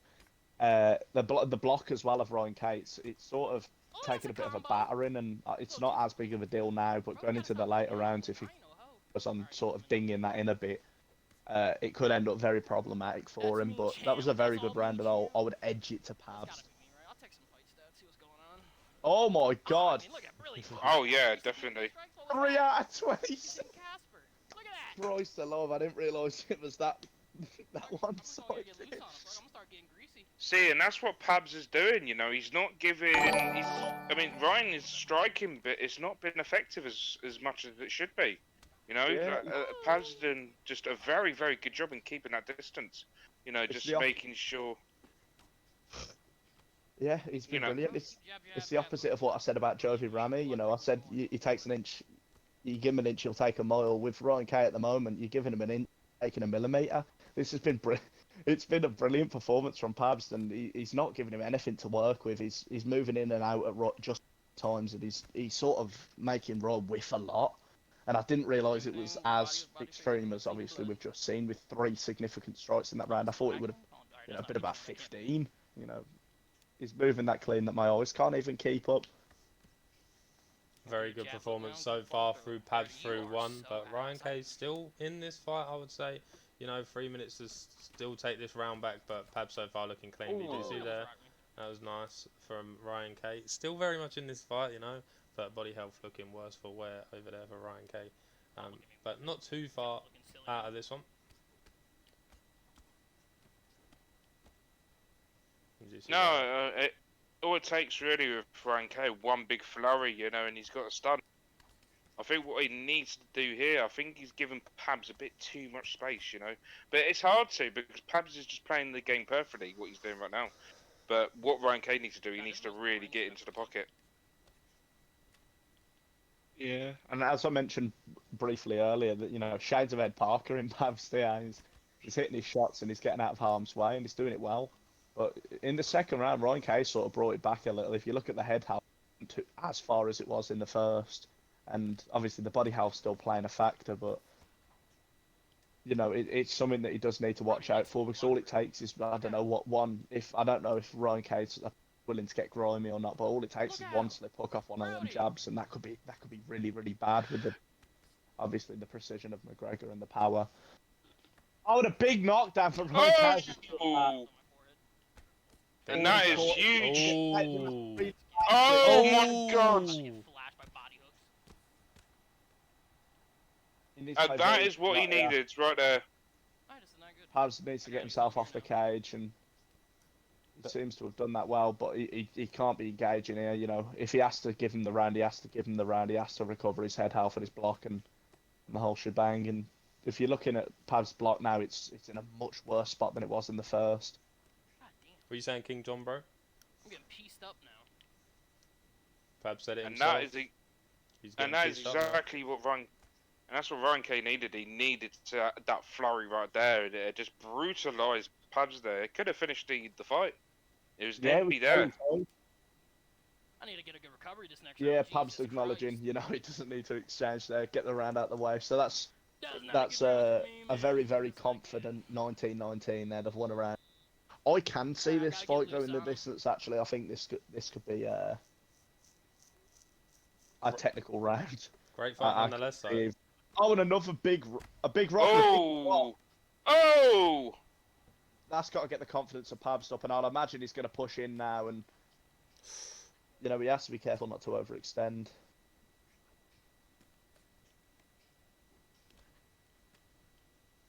So advantage Pabs going into this third and final round.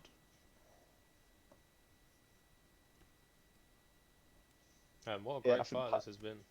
I think Pabs sort of realising. Oh, and a big rock. Oh! A big rock. That could be... Oh my goodness! It's over! No, it's not. No, let's chill a bit. Let's take a deep breath. I thought it was over as well, but he's got the recovery. Bro, what are these fucking fights, bro? I can't believe what I'm seeing tonight. Look at me go. Advantage Ryan K so far. That was huge for him.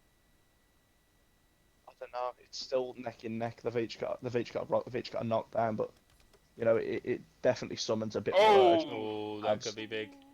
Oh, and another big drop. Advantage Ryan K now.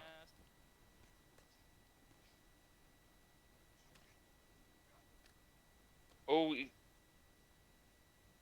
this is intense, bro. Bro, this is fucking on a knife's edge, bro. Pabs have head health, permaflash.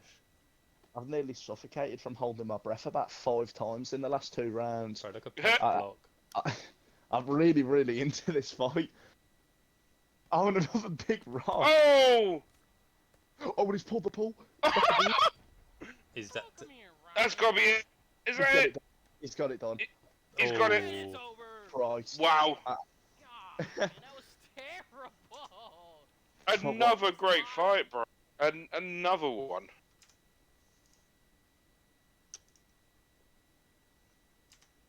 Bro, we are in for a treat this evening. Bear with me. I'm not gonna lie, bro. Like, if this pace keeps going up, this could be one of the best fucking cars that NEC's ran. This is just phenomenal stuff from everyone so far. Just fantastic. Yeah, he sort of had to pull it out the fire a bit at the end there. Things went a bit awry after the first round. He did really, really well there, but he got it done. He's got to be happy with himself there. Yeah, big win there for Pabs. Very, very big win.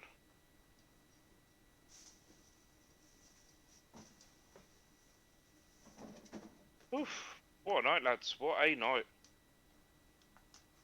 And we're not even finished. Not even near. No.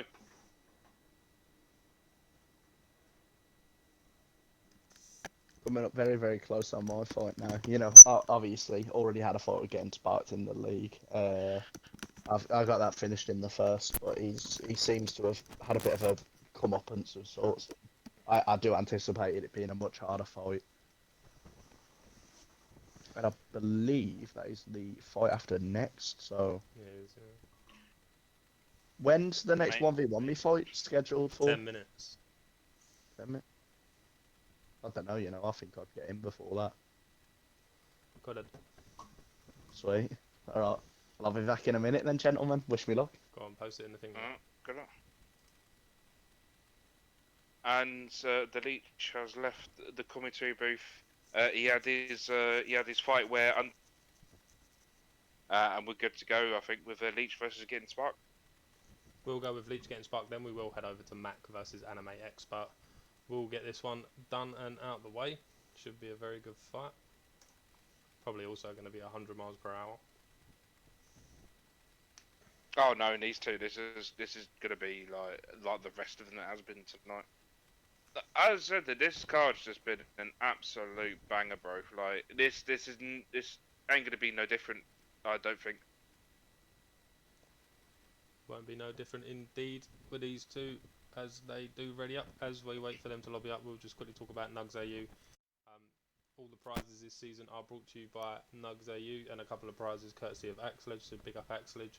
Make sure you are downloading the NUGS AU app to stay connected. You can find it on the App Store and the Google Play Store under NUGS AU, so a big shout out to NUGS AU. Make sure your exclamation mark points in the chat and you can start redeeming your points very soon for some very cool stuff in the store. So yeah, exclamation mark points, join that, download the app, join the community, get involved, exclamation mark Discord if you're interested in fighting in the NEC and things like that. So a big shout out to NUGS AU. We'll have a little look at the website a little bit later on in the stream, but yeah, so big shout out to NUGS AU for all the prizes this season that these competitors are fighting for. Just 5 weeks to go, lads. We are at NEC 15. The award show will come the week after NEC 20, following the announcement of UFC4. Seeing what is going on with that, we'll make our decision then upon season 2. So we'll go back to the card.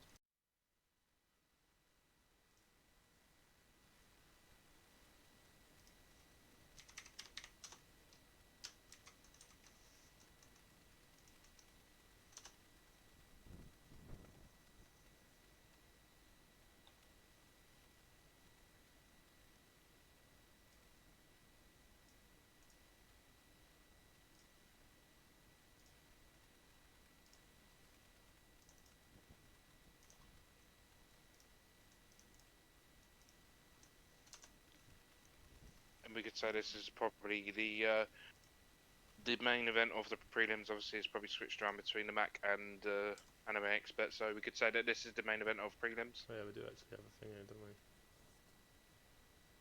Yeah. Alright, they're all ready. Well, they're all good to go in the lobby.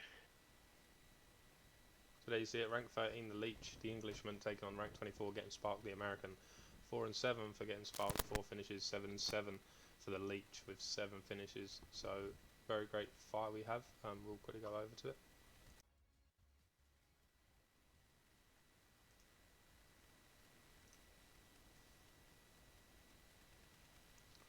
Yeah, they're good to go.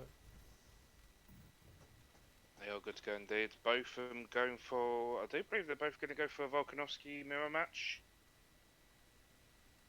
So this is going to be a very, very good match between these two. Very good fight. Be a very good fight indeed. 100 miles per hour expected between the Leech and Getting Sparked. 1-0 record there. We do see Leech already beaten Getting Sparked this season in the NEC, but we do have number 2. Will Leech make it a perfect 2-0, or will Getting Sparked line up a trilogy for these two gentlemen?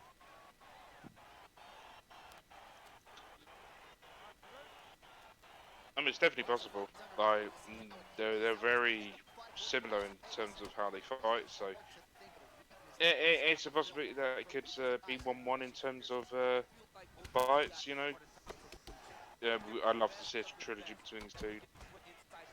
Oh, big pull elbow from the Leech early into the spinning back fist.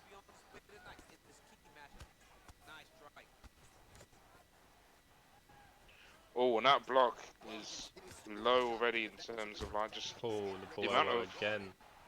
Oh,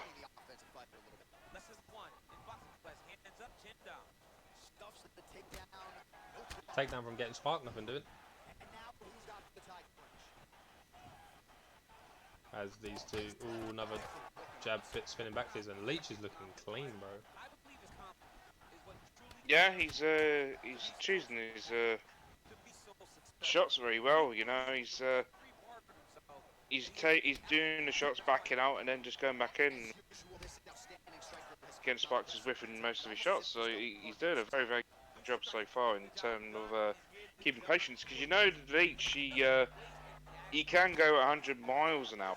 He just goes, you know, he's probably pulling out combos, but at this moment in time, you know, he's keeping it like ones and twos and just backing off. You know, it's a very different nature to seeing it.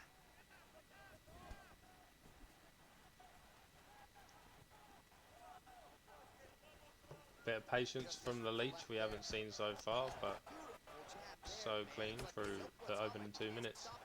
If I'm Leach here, bro, I'm just putting the pressure on. That's what he's doing the best. Yeah. Oh. And getting sparked with a takedown on the And a Leach. big denial. Not what I expected.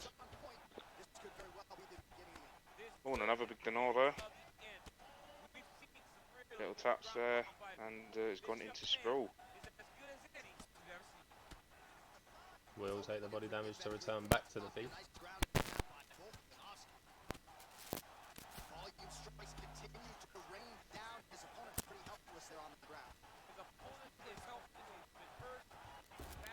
There we go, back to their feet. And here we go.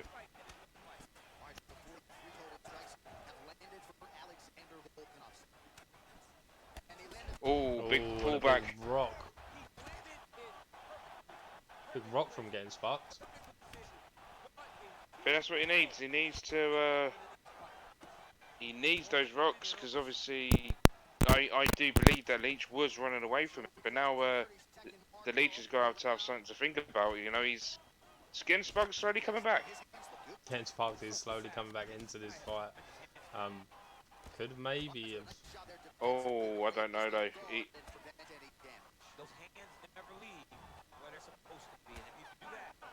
And a big first round, a close first round. We do see the head health for getting spark dropping low, but a big health event for him there. So it's going to be interesting through there. Obviously, Leach massive advantage in the striking department, but head health event for getting sparked. Round 2 underway. You know, that's a definite 10-9 against Sparks, but if it wasn't for the health event, you know, so that, as I said, that stab was very big for round number 1. For getting Sparks to come back there. Oh, nice mix up there.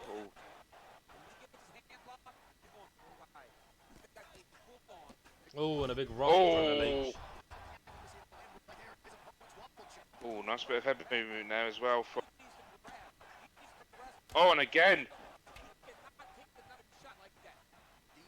This audio shit bugs me out, man. Why ain't fucking Twitch sorted that shit?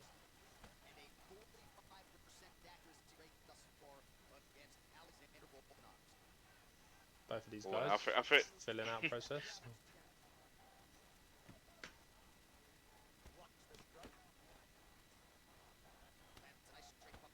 Oh, that's a big uppercut. Great head movement there from getting sparked.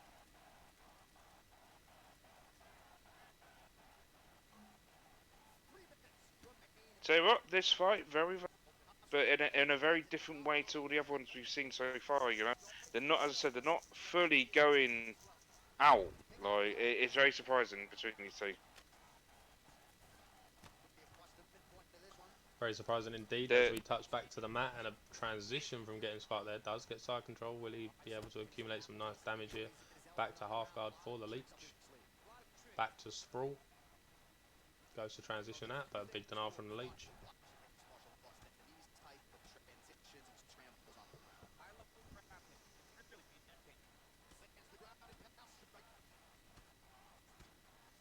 Does Oh, let the that's, lead back. Oh.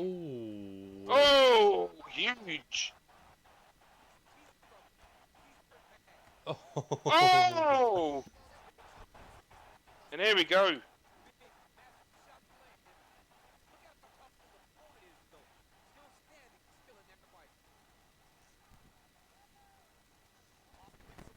Oh, and another Oh, big big rock. punch. Oh, and that could be it. Oh, I think it's over. And it is There we go, over. it's over. Getting sparked, gets it done, and lines up a trilogy there between him and getting sparked. And yeah, that trilogy will be beautiful to watch. Yeah, that's true. Did you say that? Another great fight there at the end. Like, what's going on tonight? What's everyone had? It's just that was another very good fight between those two. You know that. I say that's a big win there from getting sparked. You know that just sets up the trilogy down the line. You know maybe about possible NEC 20. So, without further ado, we do have the next fight up for you guys. It will be Anime Expert taking on the Mac, ranked number 31, taking on ranked number 32. The Englishman versus the American. Both of these guys 4-2 through their NEC records so far, but the Mac been putting on some solid performances in the in the 1v1 side so far. Both of these guys with 4 finishes. This will be a great fight. Just a quick look at the rules, ladies and gentlemen.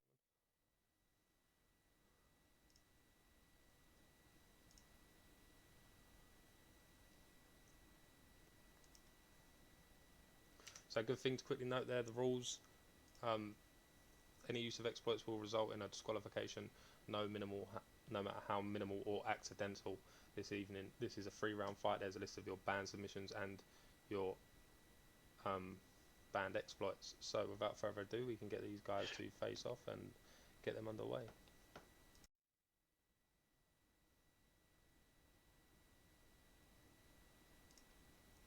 So, they are good to go. Dustin Poirier locked in for Anime Expert, and Conor McGregor for the Mac. I wonder if Leach will be back.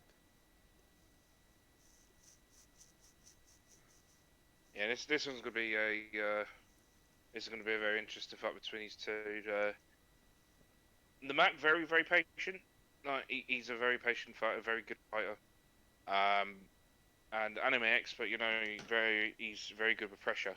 So this is going to be very interesting. And looking at it, I think Does he a nice the 3-1 Mac's record actually there? going to. Yeah, the Mac's gone for 4-star Conor McGregor. What do you think? So that is the only Conor McGregor I believe available in this weight class. So it will be the Mac's choice. But you do have Dustin Poirier, Anime Expert, with the red gloves and blue trunks, and Hayu OKGG, the Mac, in the black trunks with Conor McGregor. So, you know, pretty even matchup. Their NEC records literally identical at this point. 1v1 me, pretty close records as well, so this will be a good fight. But I believe Anime Expert, big favourite. Well, what was his odds? Didn't see it at the end, but Mac was like 2.4 something when I last see it. Lads, if you are new here, you can look at the top left and top right of your screens, and you'll see a brief showcase of each player's gamer tag. So Hayuoki KGG, that is the Mac, and Anime Tidy Expert, that is Anime Expert, of course. So, and then that has a little colour next to it that will represent the colour on the gloves on the competitor. Has a big front kick there from Anime Expert, lands to the face of the Mac.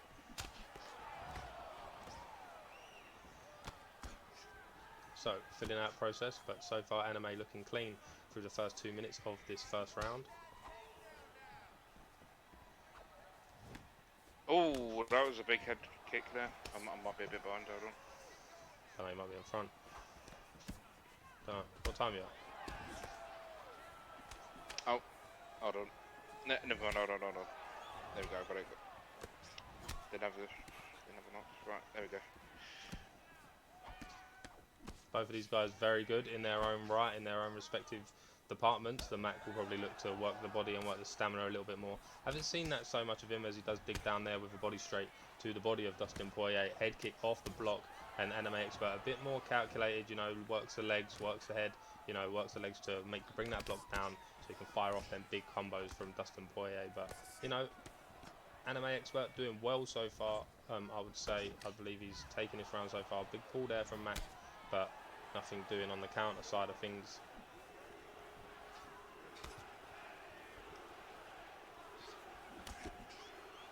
Jab straight. And by the look of it as well, he's taking a bit of damage at the moment with the Mac. You know, he's taking head health and the leg damage as well. So a little bit on the Anime Tardy Expert, but at the moment, Anime looking very, very, very clean. You know, very, very calculated as well. Anime is looking clean, but we know the Mac can just change that. We do see slightly, you see there as that rear body kick digs into the side of Dustin Boyer. His stamina is slowly dropping, and it could be, like we've seen the Mac lose the first round. Oh, but a big rock there. Oh, and a big drop. Up kick saves him. Immediately engages with no recovery and does eat a combo for doing so. And a big round for Anime Expert. That will be Anime Expert 1-0 through the first 5 minutes of this round. But, you know, Mac's not a big fan of the first round. He does believe 5-round fights tailor more to his style than 3-round fights. Touch of gloves there, not doing. But, you know, by the end of this round, I would expect, if Mac is not out, Anime's stamina will look a little bit worse for wear. So it will be on the Mac to kind of preserve some of that head health and really try and slow down Anime Expert. But another big rock there, and this could be it. Oh, but a big rock from the Mac. Doubles to the body. Rear body kick whiffs. Oh my god. Three leg kicks. 3 leg kicks in a row. That one checked. But I think what Matt needs to do, you know, obviously the 5 rounds will suit him. He does need to keep a little bit of distance. You know, as I said, he's a very distance-based fighter. You know, but the problem is this is only 3 rounds, so you want to like combine, you know, a little bit of pressure with the distance. But so far, it's just, I don't know. It feels a little moment, but hopefully, you know, he can get back into it. He nearly got close with it, with the stun though that he did with the elbow. He can definitely get back into it as well, and I feel like it'll be a case of he just kind of needs to take it easy this round, gas out Anime Expert, and then really put it on the last when he's got no stamina left. But head health looking worse for wear. Another rock could be it for the Mac. But you see now he's slowly growing into this fight, doing a lot better. Stamina obviously looking great, but that's the thing for the Mac. Is it too late for him to start working his way back into this fight? No, I don't think so. Like he just needs to take his perfectly. But Anime's just giving him no option whatsoever. You know, Anime's doing very, very well in timing his shots perfectly, and you know, and you can see Mac backing off like that, for example.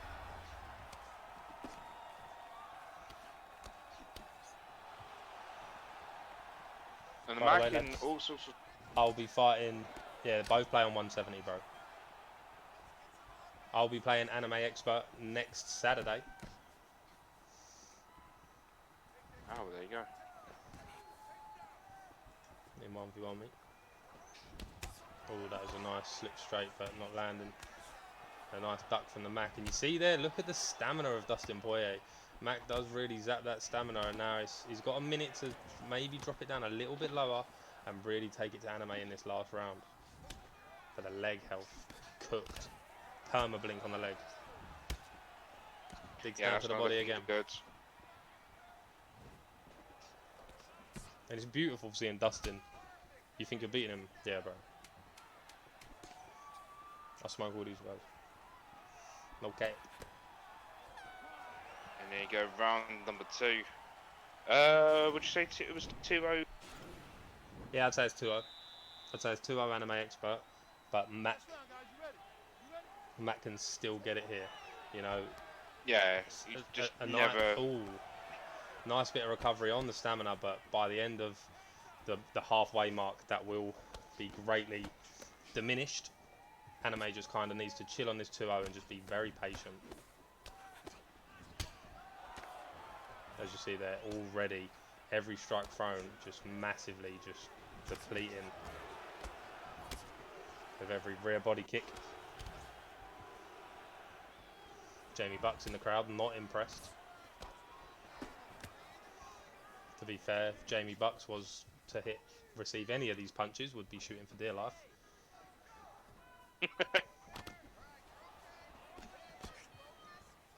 And that leg's still blinking as well for the back. Oh, and a big Superman punch from Anime Expert. Oh, and this could be it.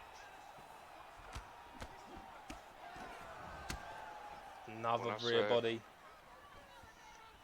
This one, you know, really going to come down to the wire. Will Anime Expert's gas tank hold out, and will he be a comfortable 3-0 for him over the Mac, or will the Mac be able to find that late rally? Because the Mac's still got all the stamina to burn. One rock and Anime could be in big trouble here, Lucky. Oh! And then that's what he needs to do right now. Like, I think he just needs to like, offload his stamina. Like, he's got so much of it. He needs to, at this point in time now, just to hammer it in, just to see if he can get Anime Expert, you know, knocked down, so he can just go for the jump. Because at the moment in time, Anime is playing a very, very good game. A very good game indeed. But it will come down to the final 2 minutes of round number 3. Mac has it all to do with 0 head health left. Knee to the body. I tell you what, he could do it. He just needs a moment. With stamina like that, he just needs a moment. But he could absolutely die any second. Yeah, it's either make it or break it at this moment in time, you know. And now there we go. Oh, and that could be the opportunity. Does dig down to the body. Maybe not the best choice. He's got 1 minute left. Oh, Oh! and this could be it. Oh!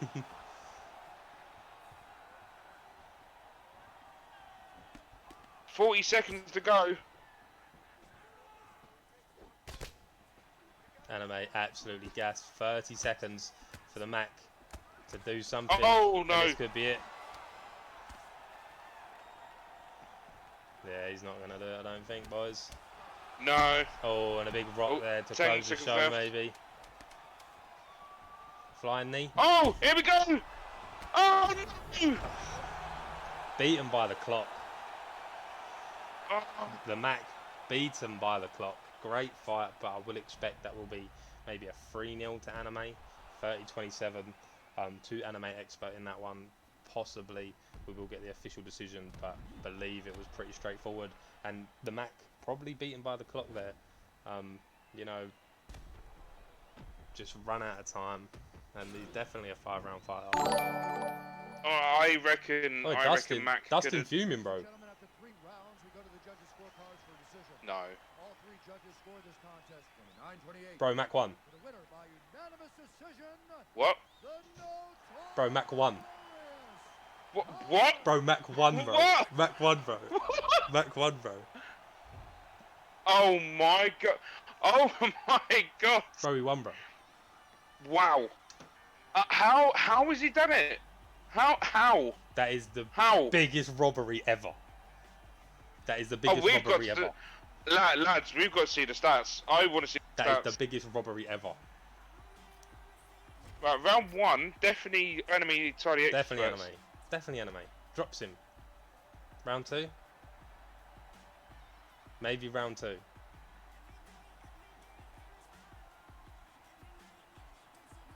That first round was not close. There's no way. No. Close on the stats, but see you got a drop and a stun, bro. Don't want to hear nothing. Round 2, that's Anime as well. Close round. It's that second round, but I don't know, man. It's close. To me, close, from what I was watching, though, stuns. from what I was watching, that was not Max fight. That was not Max fight. I do believe it could have been like a 30-27 to Anime there. It could have been 29-28. But no way. Bro, I get he could have won that round, yeah, but it don't matter because that was a robbery for the whole fight. How that played out, yeah, that's a robbery. He probably wins that round. Round 3 Was it definitely. It was unanimous as well.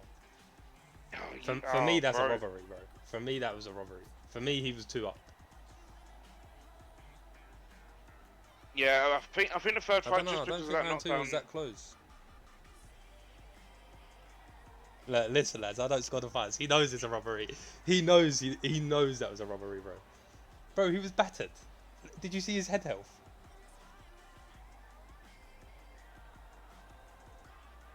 I mean, like, it's one of those, bro. Definitely a robbery, Like, Mark. Definitely a robbery, bro. I can see it. I can see it, maybe, but not from the fight I'll watch, bro. Never. Never. But congratulations to the Mac. Commiserations to Anime. That's tough. Tough. I mean, it was another great. I mean, just to take that away, that was a great fight between these two. It was back, like at the end of it. I think the Mac, even though he won it anyway, I reckon he needed one more round, and I reckon he would have got it anyway. I thought it was 30-27, bro. I won't even lie. Yeah, I don't think it's definitely not fair. No, I think it would. I think very close. Anime being 29-28. I don't think it was 30-27 though, for definite. But fair play. He got the decision by the judges. You can't really. I mean, you could argue all day long, but that's what the game is. Just accept the fact that the judges have gone for Mac, and congratulations to the Mac. That was a big win for him, regardless. Big win for him indeed. We'll move over to the next fight on the card. We will move over. It will be Lilo versus Alida.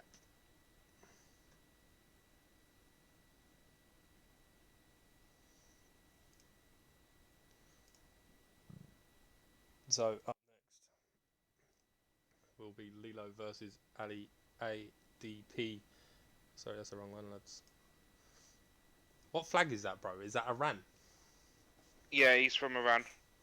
So we have the Iranian Ali ADP10 taking on Lilo in this next matchup. 5-5 for Lilo, 2-3 for Ali A. But Ali A, looked really clean in some of his performances so far. Very clean throughout the community. Took a crazy loss last week to Jack 13, which no one really expected against a Scotsman that is Lilo. He's very hit and miss fighter. You see there with a record of 5-5, ranked 22 against ranked number 46 in this matchup here. Will be a good one. Let's just see if they are good to go. They are good to go. Makes my life easier. No way. No way. No way is Leela going for that. Dana White. No way. Keep trolling, bro.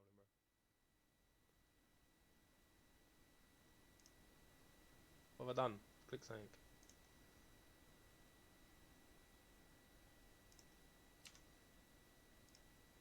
So these two are good to go.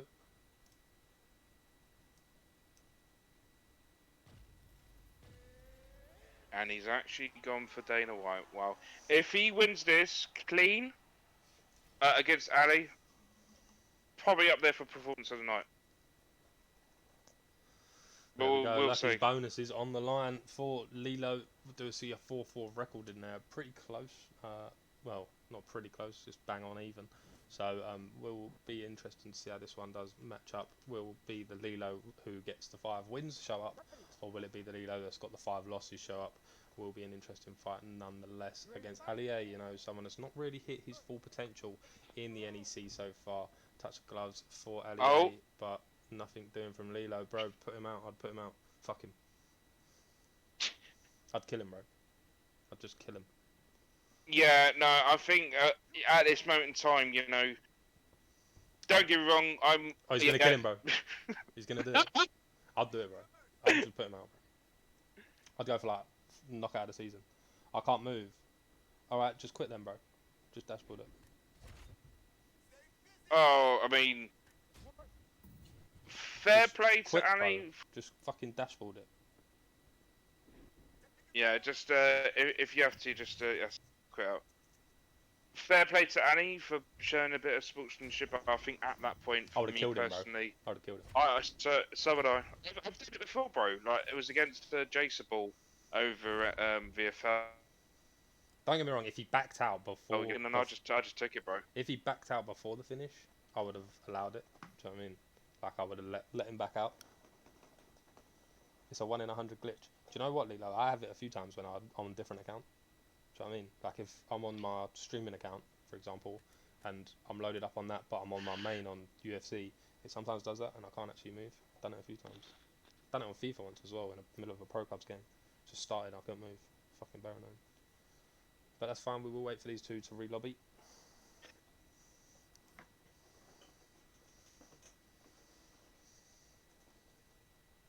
But, as I said, fair play to Ali for showing a bit of sportsmanship there. Me personally, I wouldn't, because a win's a win. But you know, as I said, fair play to him. Yeah, once to get it clean, that's fair play.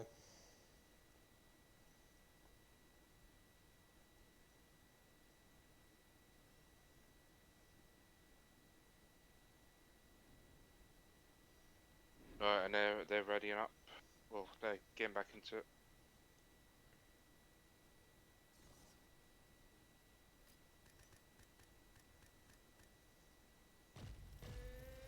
So they are going as the same people, Dana White versus Jorge Masvidal.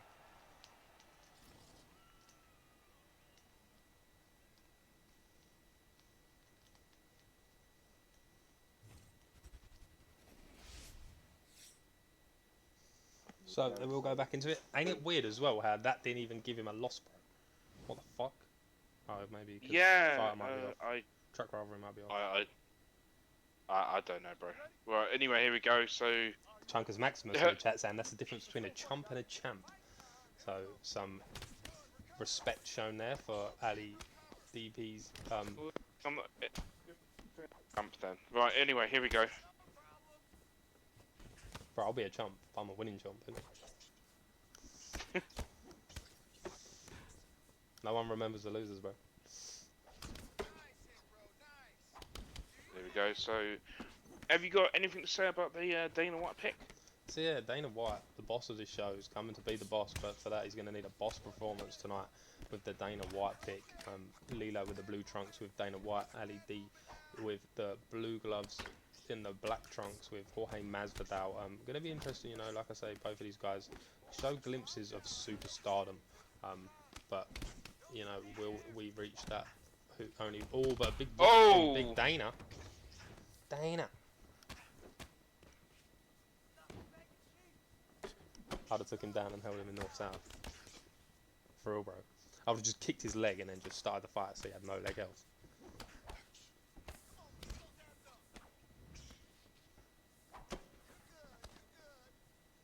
Look at the blood on that elbow of Dana White. Dana done a very good job so far.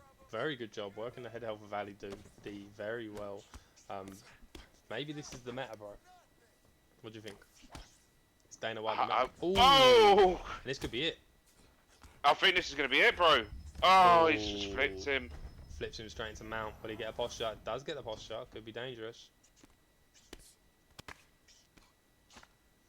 A nice slip there. Do you know what? It's actually crazy, like, how much more of mount damage we see that mount bobblehead is banned. Like, it's just crazy. Like, people really can't do without mount bobblehead. Pass over to Psyche. Yeah, and I mean, there's other ways you can avoid getting damage. Obviously, the holding hand out thing, would you call it, when you hold down LB, you know, that you can escape damage from doing that, you know, and it takes some of their stamina. So there are ways you can avoid damage when top mounts. So far,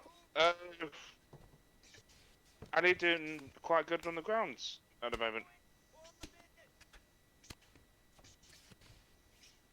Was that not a nice denial? Oh, a lovely denial there. Nice denial there. Another nice denial back for Lilo. We'll probably get back to his feet from this position. Passes to after.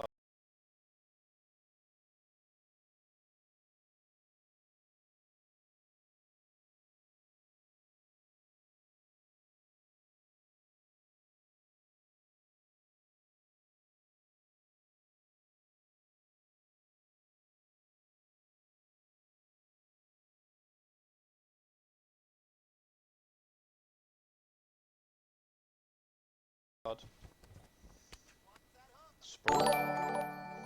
Thanks for the follow, bro. Appreciate it. Pappy Gaucho of Frosty. I don't really give fight predictions, bro, as I have to remain completely unbiased on the commentary booth. So I avoid it for the 1v1 fights. But the chat's welcome to tell you, and you're also welcome to check out their records on the NUGS AU website, nugsau.org. Head over there, check out their records and see how they're getting on. Or join the server. You can be in touch. If you join the server, you can ask the guys in there. They'll probably give you an honest opinion in the Discord server. That's where you can find all of the competitors. And here we go. So round number 2. I would just go for. I think I'd definitely go for Lilo. And Yeah, Lilo's first round, I'd say.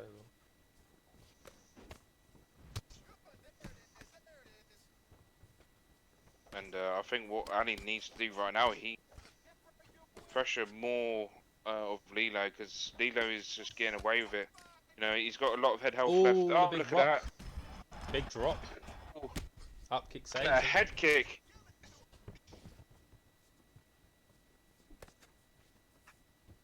Ooh, Oh, double look jab at that. rocks in, bro. And Lilo actually putting on a solid performance with Dana White so far. Shoots for the takedown, misses. Oh, and I think that's a sign of panic there from Adier there. He just knows he's in trouble, so he tries to take him down, break Nice his spinning momentum, back and kick to the he's body. missed. I'm with Frosty. Respect. Oh, and a great judo flip, and another like deny there.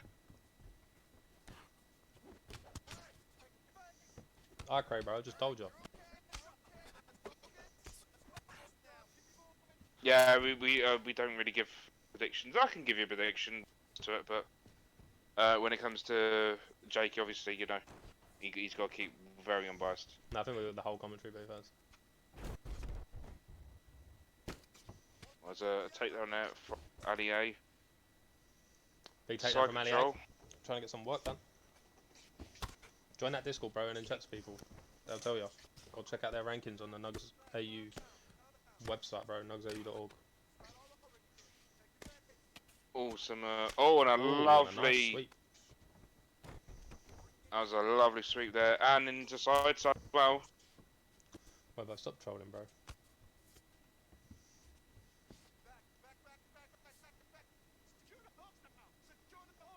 What are you saying, Hookery, bro? Into back sin. Oh, well, great deny there. Big And another denial. great deny. Oh, and another one. Oh.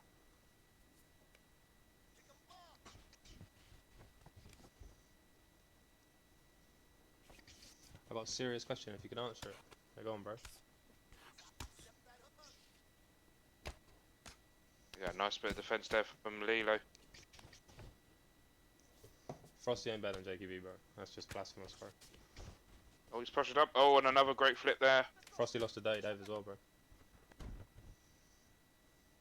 And that's it. That is round number 2.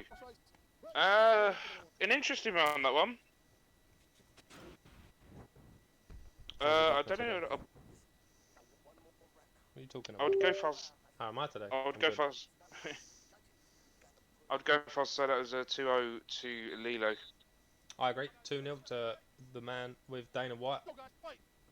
Oh! And another big rock there as the flying knee comes. Oh, and an overhand does Oh, drop great him. uppercut. No point to mount though. Oh, and a great judo throw.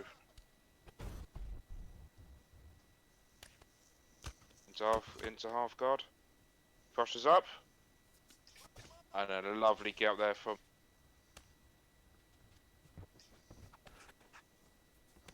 Is Driz the best in UFC history? No.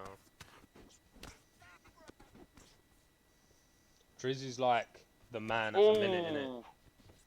Like Driz is like the most informed at the minute, but compared to like what he's achieved on UFC4, he kind of low-key don't even scratch the surface. Yeah. Yeah, he's If we're like, going in terms of. at the minute, he's the man, bro. Like, he's good, so good right now. Like, right now. If we're going. Oh, there we big go. rock, And bro. Ali's. Hang on. This could be coming. He could be coming back. Oh, that is a lovely, lovely takedown denial. I think Zayaf's better, lads. I think it goes Zayaf, then Jamie. And then Trixie. Oh! Big drop. Oh, this could be it, bro. It's got to be over. Oh, some nice No. solid ground and pound defense. Oh, that is beautiful, though. Gets into the top man. Oh, and he got a submission going on. Pappy ain't even top 50, bro. No offense, Pappy, bro. No, but back to the subject of Driz. In a matter of a year, for what he's kind of achieved, you know, like Oh, he's going him. from He's him right now. Like, he is him. yeah, like he going from that from what he was to in a year, you know, it's fantastic, you know, to be up there with one of the to be up there with Bro's gonna one go of the for a best guillotine with Dana like, White, bro. so far. I don't think he's gonna get me. I think he's going to escape. Gonna give up side control from this position. And we'll see another decision. Yeah, I think that's where it's going to happen. Unless Ali gets No, I'm something joking, here. Pappy, bro. You go. Doesn't get back up. 25 seconds to go. He knows he's won it, bro. He's just celebrating there. Bro's actually gonna take a 1 point now. Fair play. Oh, oh my God! We've actually seen that happen before. I think it was Tadpole that done that by the end of a round. I think it was Taz jumped on him and just finished him. It was so funny. And there we go. And that is going to be Lilo's there. Very good win. Very good win. Maybe not performance of the night, but a very good win nonetheless. Moving back to the card.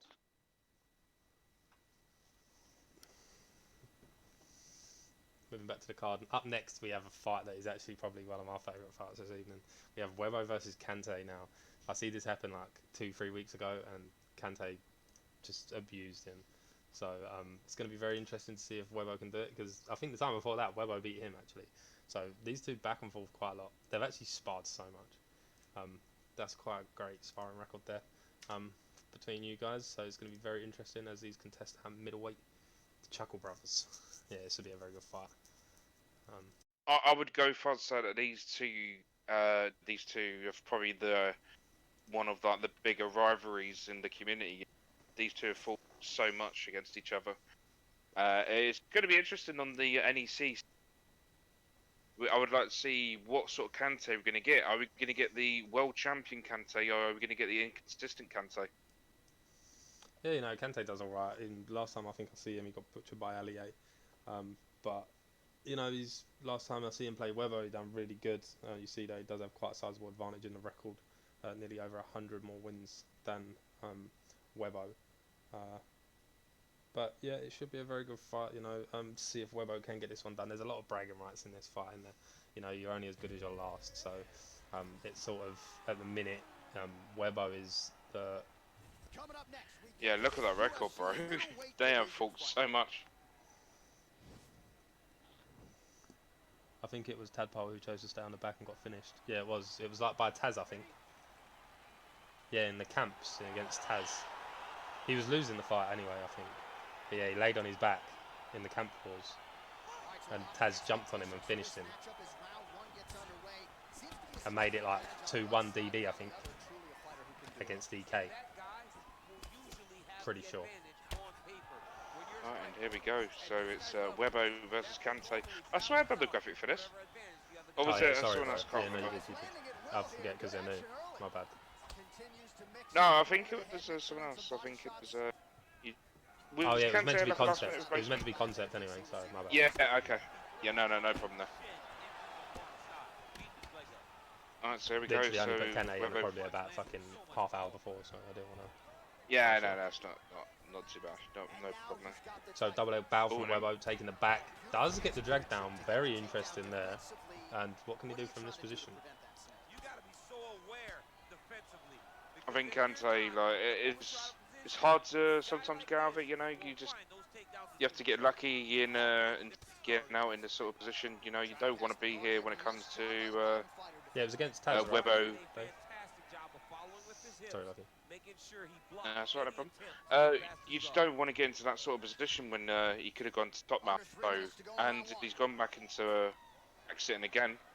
And that is what I'm talking about. You don't want to be in this position, Weber. Oh, and a beautiful denial.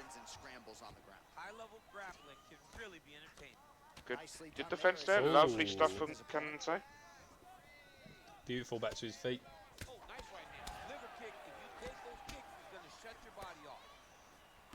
Back to his feet for Webbo, the boxer.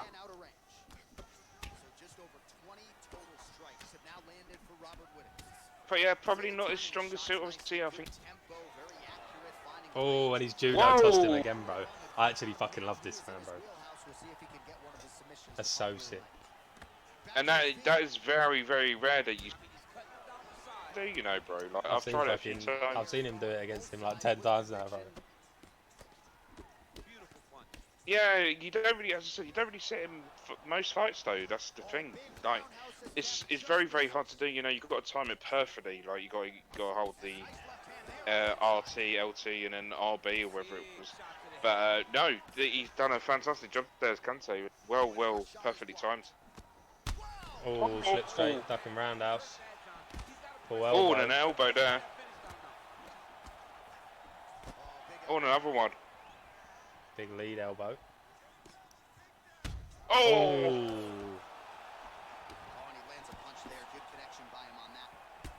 And these two are kicking once again as well.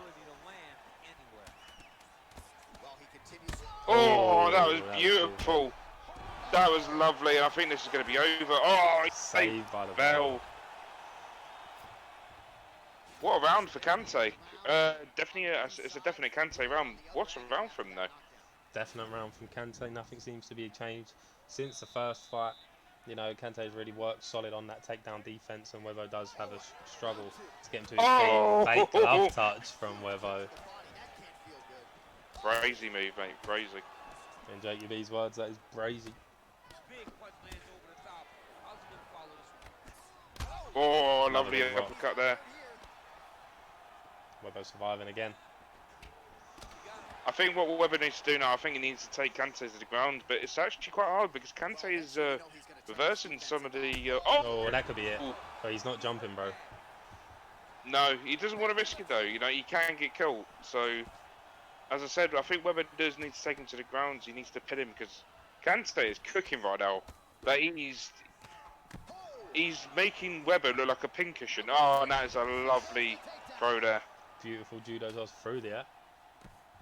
Weber running out of options though. Does get crucifix. Does get out though. Spurgeon didn't do nothing there. Big denial.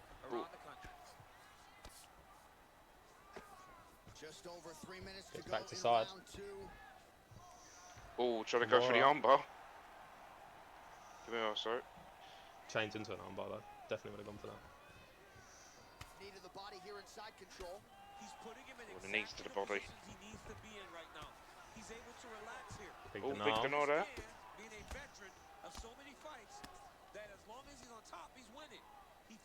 Sprawl from Kante. Oh, Denial. that's another denial there. Will get the stand up.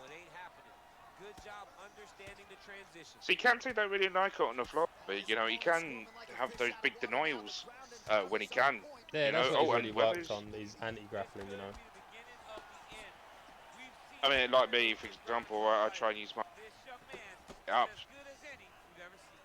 And that's what Kante just did right there. It's a fantastic job. Although Weber got up though, that's very surprising. Another big drop.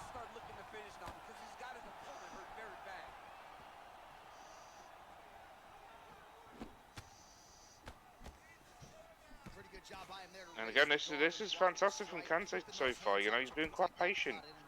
He's not over. Oh, look at that!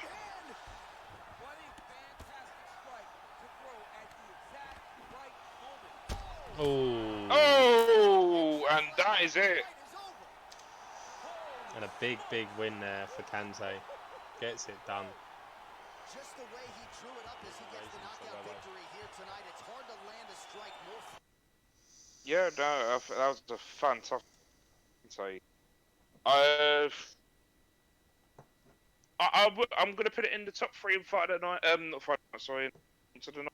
I think Kante just gave Webbo not really many answers. Probably apart from the time of when he go into side control and the crucifix at times. But apart from that, I would say definitely up there for performance of the night. I don't think it's performance of the night so far, but it's definitely like in sort of the lines up there. But fantastic job there from Kante. Fantastic job indeed from Kante. Good win. Up next, we do have our second from last, our co-main event, if you will, of 1v1 me fights. It is Papi Gaucho taking on Frosty MMA. Will be a very interesting fight. We'll quickly check the odds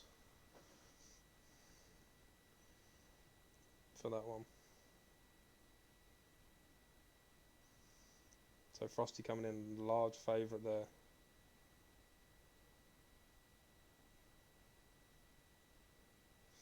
Frosty is coming in a large favourite there against Frosty MMA. Frosty MMA coming in a large favourite against Papi Gaucho. But we have already had one underdog win tonight on the card. Looking for another, indeed. And I said with Papi Gaucho, he's different gravy when it comes to these 1v1 me fights. I've never seen a man to change so much when it comes to these 1v1 me fights.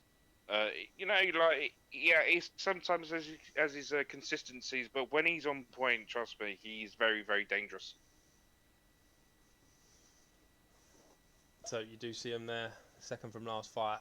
We have the American Frosty MMA, number 3 ranked, 10-4, competed in every single NEC event so far. Definitely a contender for fighter of the season as we head into the final 5 weeks. 10-4 record, 8 finishes to match, including 2 on me.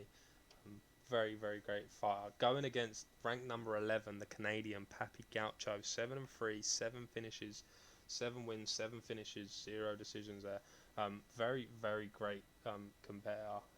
Papi Gaucho has proven to be this season, definitely one of the breakthrough fighters of the season.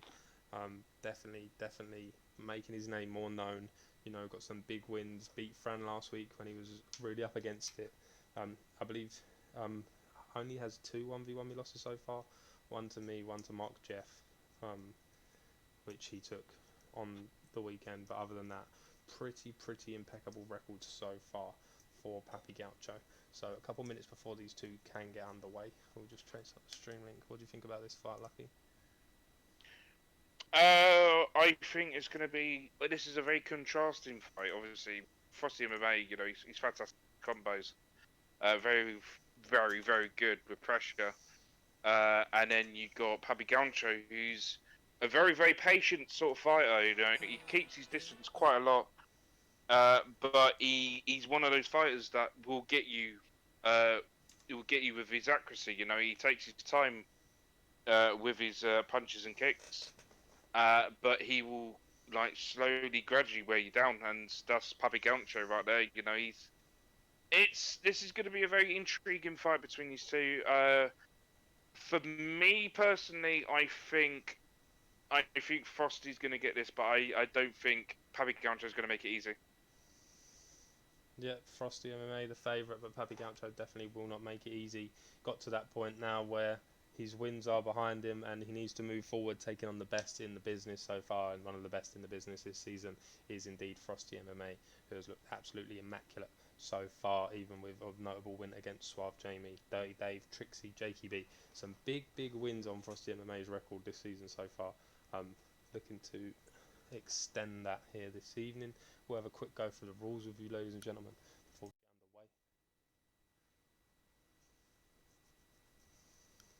get underway. So, same as always, 3-round fight. Any use of exploits, no matter how minimal or accidental, will result in a disqualification, lads. So, pretty simple. Not much to it.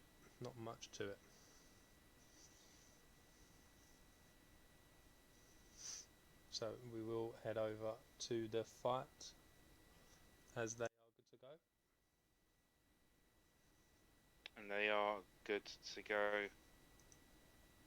Frosty with Conor McGregor and Papi Gaucho there with Volkanovski.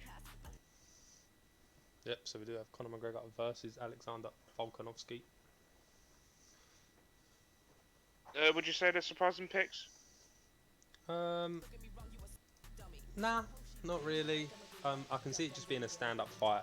Obviously, Papi Gaucho likes that more bulldog approach, whereas Frosty MMA will probably prefer that more technical approach, where he would like to work the body slowly through these 3 rounds, like he has done in the past against other opponents. So I think both fighters kind of suit each other. You know, Papi Gaucho going to really try and, like we see last week against Fram, right? Even when he was butchered, he was just pushing forward, walking forward, no matter what. Frosty MMA will know that he will have come against that this season. So it's just kind of how Frosty can deal with the pressure that Papi Gaucho will try and bring. Do see there 2-0 record pre-match.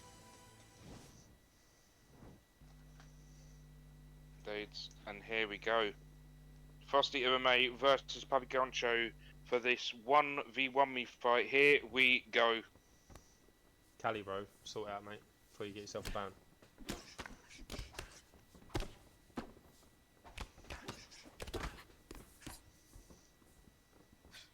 Oh, big front kick for Papi. Does shoot. Does let go. no, that is very surprising. I would not think that Papi would shoot. Would you say that was a sign of nerves? Maybe, bro. Because for me, he probably wouldn't out grapple him. But never know. Could be part of the game plan, you know. Oh, that kick there was wild. Like, he was so far away. Yeah, I think this is. I think Papi Gaucho at the moment is. I think he's definitely nervous, bro. Like he's throwing like really wild strikes, like especially that head kick that just was so far away. You know, he's got to remain calm. Otherwise, you know, when you panic, you're gonna do all sorts of like crazy stuff and gonna catch you out. If he keeps calm, you know, he can. Well, for me, his striking so far has looked clean, other than the panic whiffing head kicks. Like, his boxing in the pocket is looking pretty nice, you know, so he does just need to remain calm, like you said, and just, you know, keep working that boxing, because he is having success so far. But yeah, nerves do eventually get to people. As you do see there, slips into the rear hook. Oh, that's a lovely teep kick there from Frosty. And Frosty really, another big slip hook. And this is, I've got to say, I've got to give credit to Frosty. He's hit him up the cage. You know, he's trying to, he's trying not to give Papi Gaucho any room to work, and he's just picking his shots while going up the cage and everything. You know, it's very, very good from Frosty at the moment. Very good so far, but you got to give credit where credit's due. And Papi Gaucho doing okay. You know, he's still here. Frosty probably having the better of starts, but you know, he's still landing some good strikes as we close in to the final minute of this first round. Oh, and a lovely, another teep kick there from Frosty. Frosty backing away a little bit, and then back with the teep kick. Keeping him up against that cage. Some nice leg kicks so far for Papi Gaucho. And those teep kicks are landing, so it's. And remember, this is those teep kicks do damage, bro. Like they're doing damage to the body, and you're gonna feel it later on in the round. It's a very close round, but I'd probably edge it to Frosty MMA. Yeah, I've got it at 10-10, but as I said, never count Papi Gaucho. You know, he could just have a really good adjustment into the second round. Like he probably just had maybe a feeling in that moment. So we'll see what he does in round number 2. Sometimes it's a glitch, bro. When they change rounds, when they change round settings, it glitches out. Oh! Bro, bro, That, bro. mate, Bro, Mate, that came out of nowhere. Holy one shit. mistake and Frosty capitalises and it's over. That was... Oh, bro, that was clean. That was clean. And that literally came out of nowhere. That was perfect timing from Frosty. What a knockout. And what a win there from Frosty MMA as well. It's commiserations to Papi Gaucho. You know, we know Papi Gaucho will come back.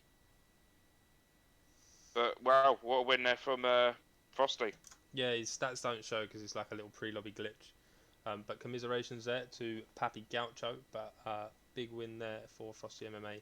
Moving on and still building on that resume. But he will be back. He was doing. I feel like he was doing so well. Like that was such a close first round.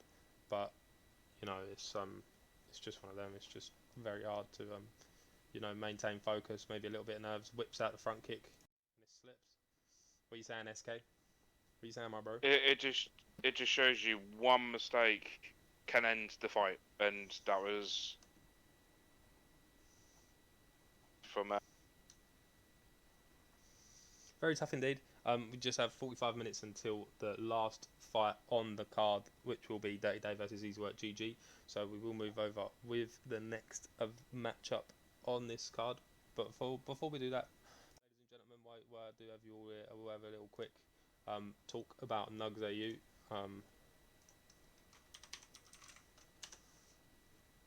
So this is what makes it all possible. NUGS AU, here is the project. So you earn these Twitch points, you can convert them into your mini nugs for your site points and then exchange them for NUGS AU currency. Here's some nice ways to earn mini nugs, and then here's what you can redeem them for so far. There are definitely more things coming to redeem them, so exclamation mark points in the chat. Obviously you can head over here to the events section to keep in touch with all the events that we are running. You can see the NEC merch like I'm repping here today. Some nice little NEC merch there, cheap and cheerful. You can submit your clips to get featured on the website to also earn mini nugs. Yeah, you can check out the stand-ins. This is pre-event tonight, so you can see all of the fighters there. You see Driz at the top of the dog pile and going down there, as you see all of the guys there. Yeah, so you can check that out, see how the fighters are doing. We are up to 136 competitors now, so thanks to everyone showing their interest in getting involved. You can keep in touch with the Call of Duty events. If you are interested in becoming a streamer for NUGS, then reach out to us, and your guys can earn while they are watching. There's a blank screen. Oh, for fuck's sake.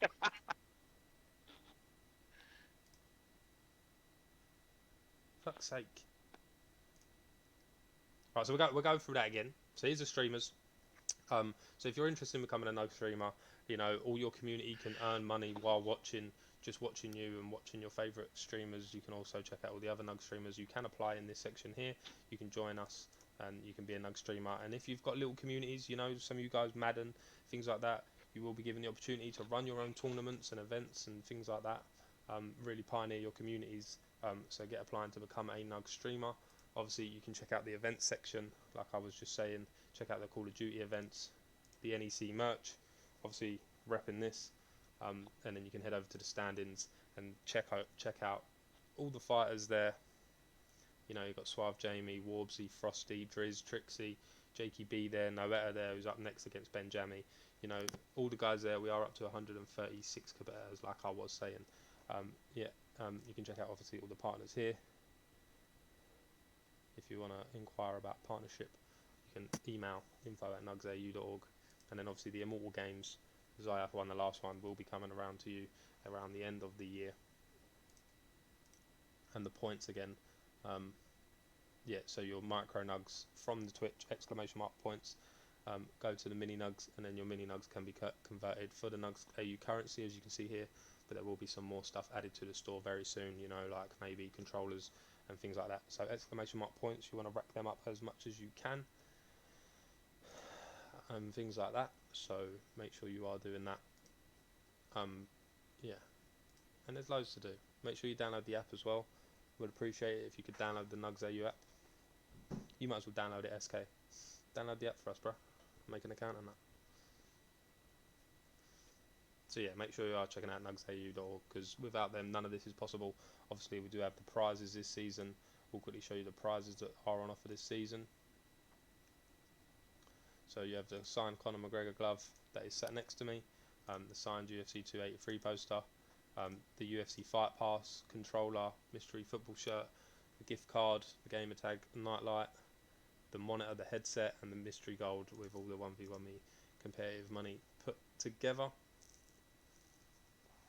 So that, I think that's up like about $400, something like that, $400 at the minute or something. So yeah, awards night will come soon, so make sure you're staying in touch with everything NUGS AU. Also a big shout out to 1v1me.com, where you can stake on your favourite esports. Big shout out to them. I don't know if I am logged in here. Might be. So yeah, big shout out to 1v1me.com as well, where we are staking on these matchups. As you see there, we do have a main event, that Easy Work versus Dirty Dave over there. Easy Work moving into a slight favourite there, and obviously you do see there we just had Frosty versus Pappy. Go over here, use code NUGSAU, and refer your friends. Why is people at me? Easy Work tough. Yeah, he tough. It's a bit of a, yeah, it's a staking chat as well. You got that. A couple of guys are a bit weird, but you know, so there's some real gems in here, like Lee Christmas. Shout out Lee Christmas. Shout out some of the other guys as well. Pretty cool, pretty solid people. And yeah, you can 1v1 people, you can wager people as well. So yeah, big shout out to 1v1me, big shout out to NUGS AU, and we will continue on with the rest of the card. Thanks for the follow, Zinc. Easy Work, pretty good, bro.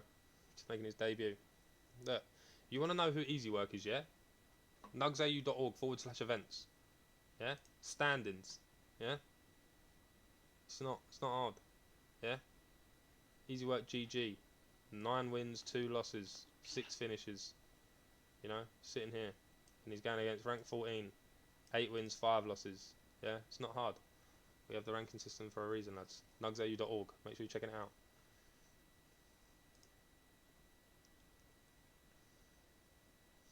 David Killer though, bro. Be careful. Stake sensibly. Yeah, not a nice bit of support goes a long way.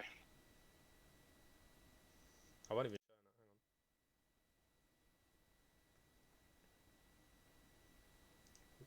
Hang on. Like I was saying. Head over here.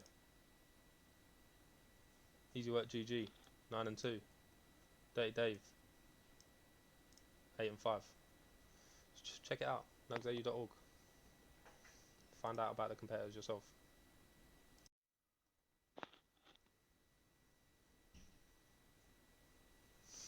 So, moving on. Do have Noetta versus Benjami.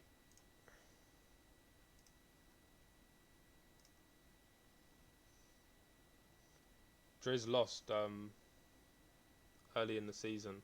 Yeah, I am working tomorrow. Driz lost early in the season to Dzenia in his first fight.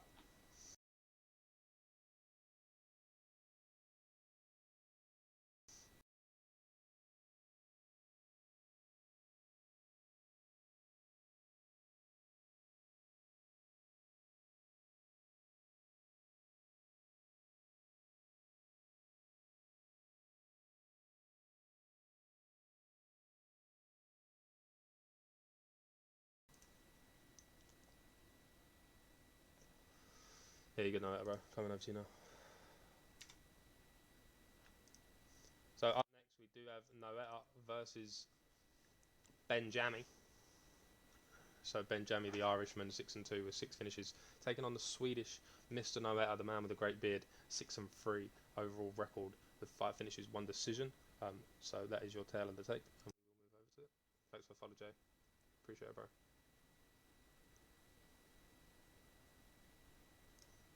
Needs to really give them competitors, you know. They're very good in their own right.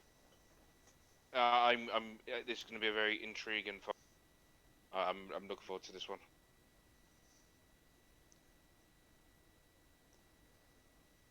Yep, so they are good to go.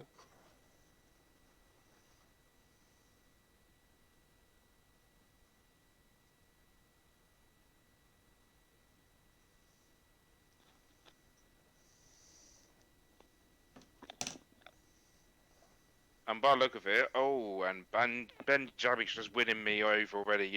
Fun, obviously, Rob Fun is probably my favourite fighter in the game, just because of his 5-star boxing. It's just really clean. So Benjamin already winning me over, picking out. The only problem with Rob Font is his lack of power. That's the only problem with Rob He's Font. still Well, clean with it, the has gone for. Oh yeah, definitely. Yeah, if you get like a combo going, it's just dangerous. With Dillashaw, you know, not picking Dillashaw. Would you say that was a good pick for Noel?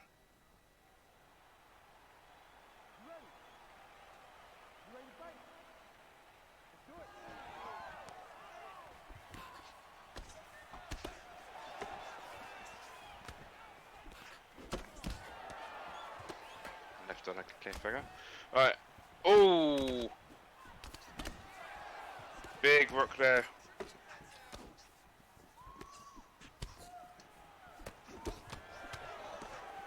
Yeah, I am. And away. Oh, we're and a big rock having, from nowhere. I'm a little bit behind, bro. Oh, you are, yeah. Unpause it. Refreshed it. Pause it and unpause it. I just refreshed it. What time you at? 3:30. Yeah, same. Cool. Judo toss, but denied by Benjamin. Well, yeah, but as I was saying, would you say this is a pick for Noel? Yeah, you know, TJ Dillashaw, very balanced fighter on the game. You know, he can really do it all, grappling. Not my personal favourite pick in the game, but, you know, probably definitely suits Noet's style very well. Bit of a sprawl and brawl. Can really do it all. And then obviously Benjamin picking up Rob Font. I'm a big fan of Rob Font as well, like you said you are. So, will be an interesting matchup. Benjamin picking up some solid wins so far. Looking really clean, but tonight he does take on a different animal. That is Mr. No ETA, Mr. Noetta. Yeah, this man is a ferocious fighter. You know, he's very, very accurate. So what Ben needs to do? Look at that. That was just wonderful fake there, nearly into. If they pulled that off, you know, that probably would have been my top 3 for knockout tonight. If obviously if that was Benjamin really putting the pressure on. Big spear. Oh, Dirty Dave screaming. And that is a Dirty Dave special right there, the spear, and there we go. So he's into a side control. Dirty Dave with his underwear in the air.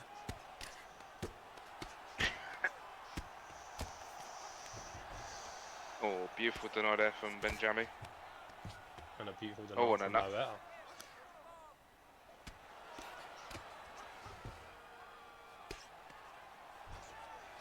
Oh, and Noetta post drop there. Just let me my phone, I apologise. And a big sprawl to close out this round for Benjamin. 5 seconds to go. Does roll back into half guard, and that will complete our first round. And I'll have to say that's 10-9 Noetta, you. Yeah, definitely. Noetta's runs. Obviously, that stun's gonna go into effect there into round number 1.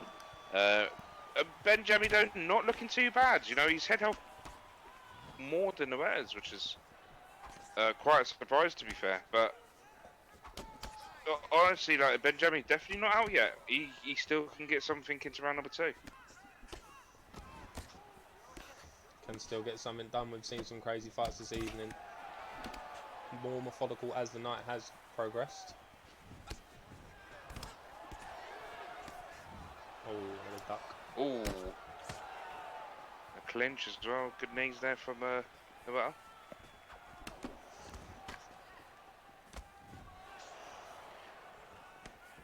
See, the only disadvantage I can see with TJ Dillashaw, I don't really use him as much, but the only thing I can see with TJ Dillashaw is his reach. He's not got the greatest reach in the world, you know. You've got to literally be in the pocket just to do some damage.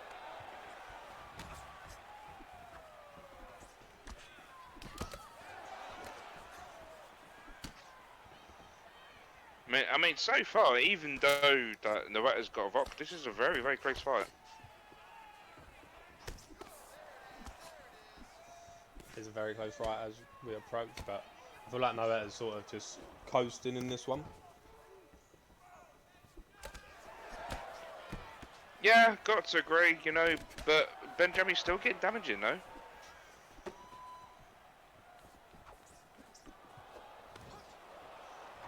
Oh, nice grab. Ooh, and a nice flying knee. That could have been very dangerous there. He's very, very fortunate there, Benjamin, not to get a rock. Oh, and there is a rock. Oh, This could be over. Beautiful.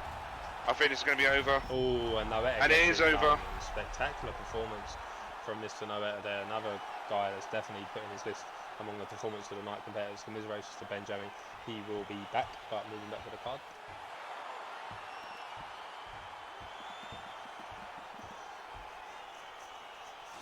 So very good win there for Mr. Noetta. KM on an absolute warpath tonight. Don't think they have dropped a matchup so far. So big shout out to KM for coming along. Moving on to our next fight, we do have Warbsy versus Salt and Pepe. Now this one, Salt and Pepe did take this on late notice, so the record is abysmal. Really, this is probably bad matchmaking from me, lads. It is what it is. I mean, it happens, but you know, you can bring out the fireworks. You know, you can bring it out. Sort of Pepe is, you know, very capable of doing that. You know, as I said, when he's on point, you know, he can literally just, take you out in an instant.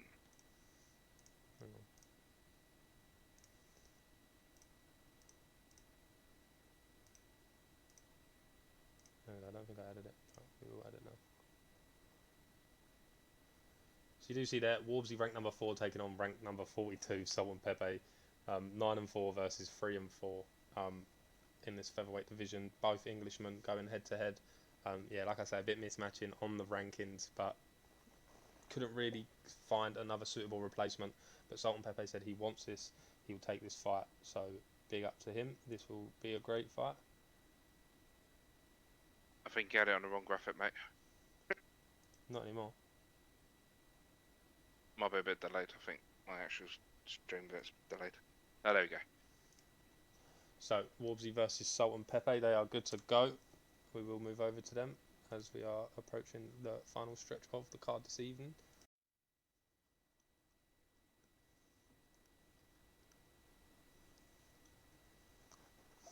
The highlight machine, that is Warbsy. 2 KO of the season contenders so far. Looking to maybe add to that. Taking on his student, I believe. Someone he's taught quite a lot. Salt and Pepe. Good to go, lads. Yeah, this should be a very good fight between these two, I think, because obviously they know each other. Sometimes when you know each other so well, it's always like I would say always like 90% of the time, it's always a good fight. So I reckon this is going to be a very, very good fight between these two. Wolvesy going with Conor McGregor and Salt and Pepe going for Volkanovski. I think that's a perfect pick for Salt and Pepe there for Volkanovski. So we do see there a lot of spars between these two gentlemen. I believe that Warbsy has taught Salt and Pepe quite a bit, so it will be interesting to see how this one goes. If maybe the student can surpass the teacher in this matchup. And Salt and Pepe though, yeah, he has looked really clean. You know, he got a big win against Gavilam. Not really done much since then, but you know, big opportunity here for him this evening against Warbsy. Who is a household name here in the NEC. Oh, see that's the problem with Salt and Pepe. You know, he's very like sometimes he has his bad days and sometimes he's just really, really good. I think what he needs to do here, I think he just needs to stay consistent. Like he needs to find his way of like consistency, because it will always backfire on him when he can't way. You know, and so far, not looking too bad. Obviously, Wolvesy's getting his shots in, but Salt and Pepe's picking some good shots as well. Has landed some good shots. Seen that slip straight lead overhand come out a few times. Landing clean on the chin of Warbsy. He's doing some nice work. But still a long way to go in this matchup for him to get the job done.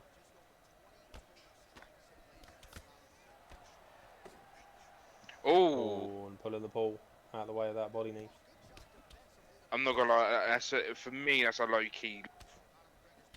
Very, a low key. It's one of my favorite things. You just see two people just pull back and pull back and pull back and pull back, sort of thing. It's just great timing from both people.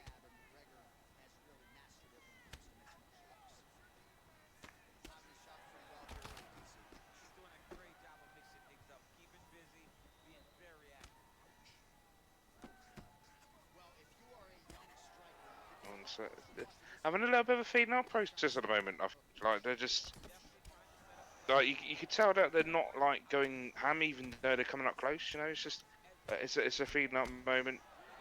Oh, there's a nice overhand there for.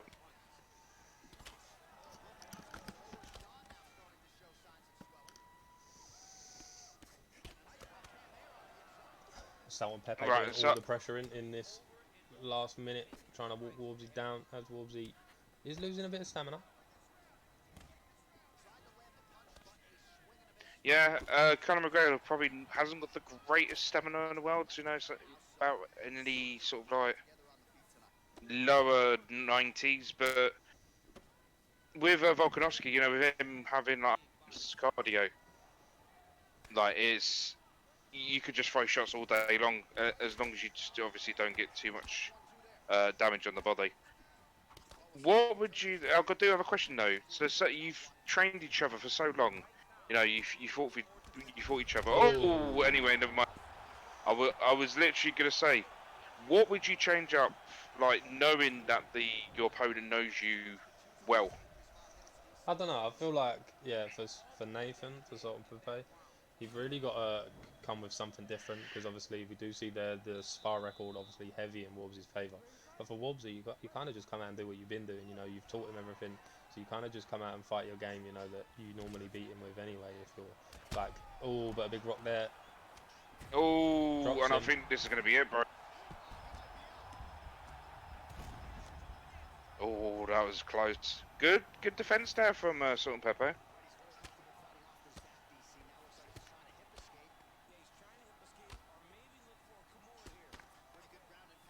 Oh, and that head damage is just blinking now. It's perma blinking, and that's not very good considering it's the start of the second round. Sorry, mistake. Oh no, it's not blinking now. I thought it was permanent. But very He's not borderline far close. of it, mate. I think it'll be perma or like one more punch. There we go. If it's not perma, it is now. Oh, huge hook. Not going to be it yet. Oh, he's gone top. He's gone to a top man. I think this is going to be it, bro. It's over.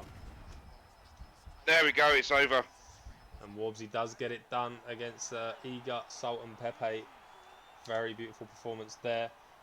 As we do move on to the co-main event, but a very big win there for Warbsy again against Salton Pepe.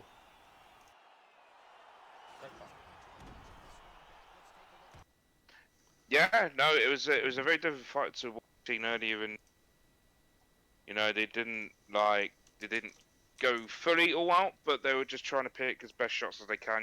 They try to make accurate shots, but unfortunately for Pepe, Warbsy was just on point tonight. Fantastic win there from Warbsy. I think that takes him. To 10 wins now, doesn't it?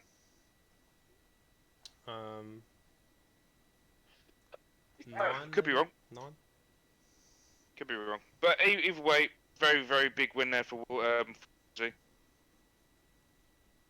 So yeah, very big win. As we do move over, it will be Tricky Swifts taking on Super Aaron. Super Aaron again. Coming into it, a big underdog, but he's winning fights this season, bro. He's winning loads of fights. Really needs to. This one is in the fighter thingy, but it's just a lot. He's winning a lot of fights, so he does need to get this. Like he gets these fights against the big dogs, but yet to really see him take out a big competitor. Yeah, as we know, Trixie is up there as one of the goats of the game. And with Super Aaron, he's one of the more up and comers so far. He's had those big wins. He's on the trail to give him probably 3 more months, maybe 3 to 4 more months. He's probably going to be up there as one of the best in the community at this moment in time. So with this fight, I think this is a very big fight for Super Aaron, and if he can get the win here, I think that's huge. Will be huge indeed for him. So we'll see if they are ready to go. They're not ready yet. So just a couple more minutes, and then we will go into. We're in no rush anyway. I feel like the timing for the 1v1 me fights have worked perfect this evening. Are actually going to do the main event of the main event? Yeah, I think tonight has been quite perfect. I think this is one of the only nights where the main event is actually going to be the main event. Fran beat Kavalan, bro. They are readied up as well. They are ready to go, ladies and gentlemen, so we won't keep you waiting much longer as we will go swing over to it. We'll have a quick look at the tail of the tape. Sorry, my bad. It's a new thing that we're doing. Oh, he's just getting used to it. Today you do see it. Super Aaron, the Scotsman, taking on the American Trixie. Ranked number 2 versus ranked number 8. 9 and 5, Tricky Swifts. 8 and 3 for Super Aaron.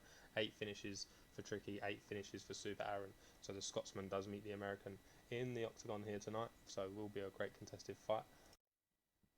Tricky Swift, ranked number 2, Proud of him. Doing very well. Yeah, I think it's no surprise there. As I said, just probably as I said, one of the goats of the game. So you got to expect the quality of fighter just to be up there within the top 5. So it's going to be quite interesting, this fight. I would like to see how. I do think Trixie's going to take this, but I honestly I do want to see Super Aaron win, just to see a massive upset. What do you mean? Who's the one talking? On comms, you got myself, JQB, and my co-host tonight.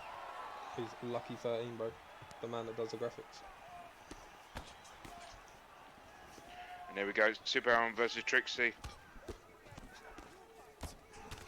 Co-main event. So, co-main event this evening, Volkanovski for Super Aaron.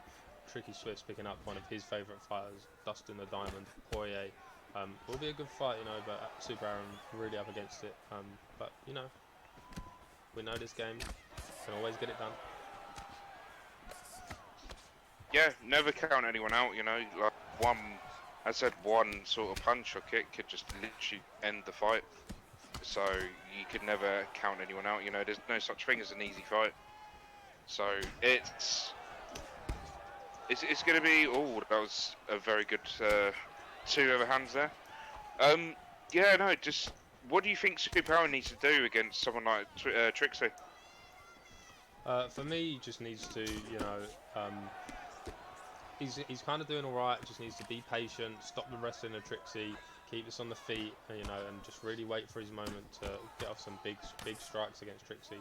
Because this first round is where you can really build an advantage against Trixie, as you most notably think that he has the best adaptations in the game in the second round. So kind of maybe look for a fast start here, and then change up the game plan in round 2 and really try and secure the win. As you see a nice slip straight into the lead hook from Super Aaron, but a big rock there from Tricky Swifts. Oh. And a big rock already.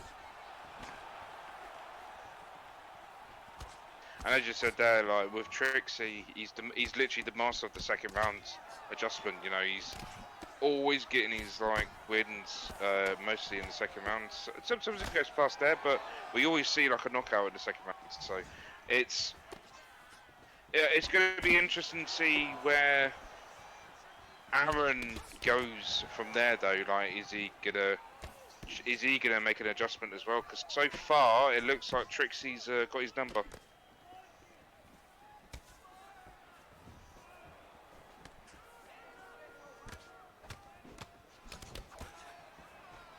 Don't know. Oh, nice Super Aaron's doing flurry there. good on the head health. Big rock from Tricky in the first round, but Super Aaron doing good.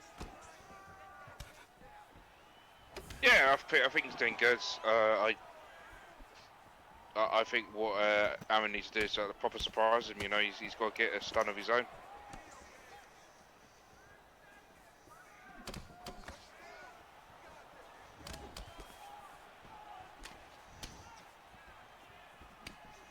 Nah, I'm not easy work GG, bro. I'm JKB, bro. JKB V1, homie. And there we go, that's V1. rounds. And that's round number 1. That's a definite 1-0 to Trixie. Definite 1-0 to Tricky Swifts over in the blue corner.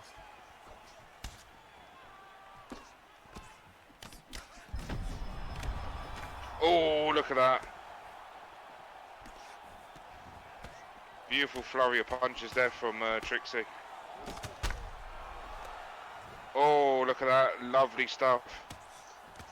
Easy work is not new, bro. He's new to 1v1 me, but he's not new.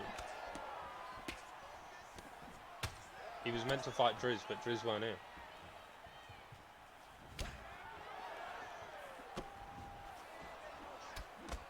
He's not new, bro. Oh, a big rock from Tricky. Oh, look at... Oh, that is beautiful. Just what a combo there from Trixie. It's just his 1v1 me debut, bro. Oh, and another one. Oh, and quads to the body. Oh, Drops to the body. I think this is it. I think this is going to be it, bro. It's going to be the start of the downfall. Yeah. Yeah, he's new on the app, but that don't mean nothing. Like people are actually, some people actually know who like they're staking on now, you know. And there's probably a lot of guys that think he will generally win. Oh, but a big rock from Super Aaron. Oh, oh, and a big drop from Tricky. That was nasty. And I think this is it. It's over. There we go, it's over. A glimpse for Super Aaron, but Tricky Swift baits him into it and gets the finish. Yeah, but people probably know easy work is, that's all I'm saying, you know. So, well done to Trixie there. Fantastic effort from Super Aaron as well. You know, he gave it his all. Unfortunately, I think at the end there, I think he overpaid me. Like, I think what he should have done there is just like got the stun. You know, just do like a one shot and then just back off a little bit. You know, but I think he just overdone it and then he just got caught in the end there. But big win there from Trixie. Whether that's going to take him next, I will never know. But that fantastic performance there from Trixie. Either way. Yeah, beautiful performance from Trixie. Still sitting at number 2, of course. We'll obviously move on, moving closer and closer to obviously the title again. But just recently coming off of a title loss, so maybe a couple more, then we'll see him back there in the main event spot.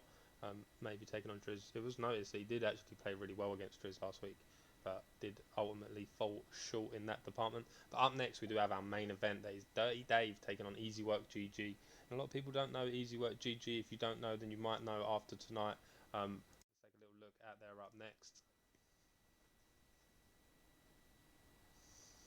So here they are, Easy Work GG, the Englishman, taking on Dirty Dave, ranked number 14, the American, for the NEC interim title at 9-2 for Easy Work GG against 8-5 Dirty Dave. 6 finishes between them, 3 decisions for Easy Work GG and 2 decisions for Dirty Dave. So this one might actually go a very long distance, lads. We do see the most competitors with the most decisions in the league so far going head to head. So this one will go a long way into the future. Maybe might not be so easy for Easy Work GG, but nevertheless this will be a great fight for both of them to go at each other. Like I say, bro, look, he's 9-2, you know, he's dominating the league pretty much. So maybe that's why people are backing him. Not too sure. Believe Easy Work GG is the favourite in this matchup.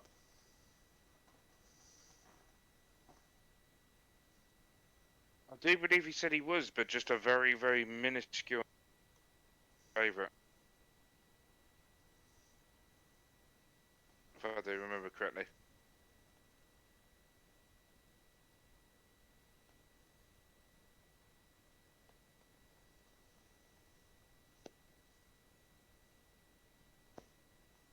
I think he's gone to check.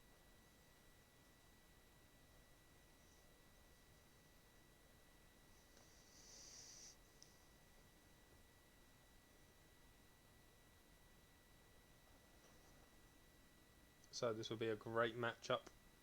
5 minutes before these gentlemen can get underway. Dirty Dave, the slight underdog, you know, but that is a good line, I would say. Dirty Dave, obviously, a very, very good competitor. This one can go either way. So wait for a stream link.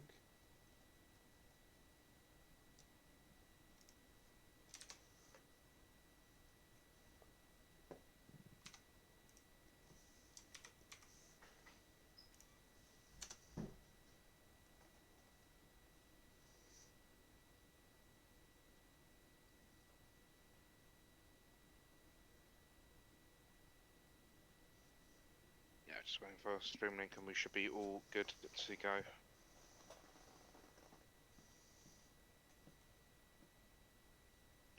So I'm guessing we have like 4 more minutes? Yeah, 4 more minutes, bro. Yeah. Dirty Dave is streaming.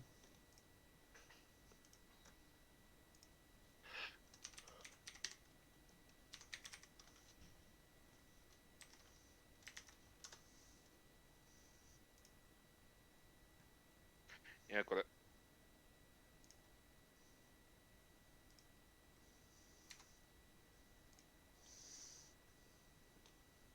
Dirty Dave 50-45, bet the house on it. Could do, bro. Not a bad shot. What are you saying, Poe? I mean, it's possible. It can happen. I wouldn't say it's just possible. I'd say it is a likely outcome. Dirty Dave, obviously, very known for his decisions and for his dominant wrestling game, but Easy Work might be able to counter that. Obviously, with some big wins this season coming against Naz.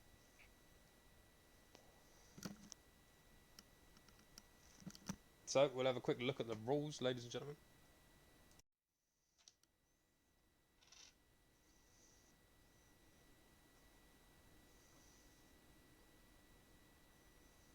Easy Work's tough, yeah. He's a good player, bro.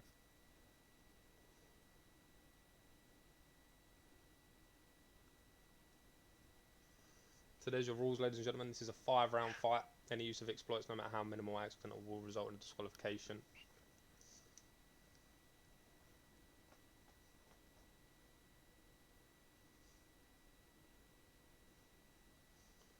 So there are your rules. This is a 5-round fight. Make sure you are familiar with the rules before we go in.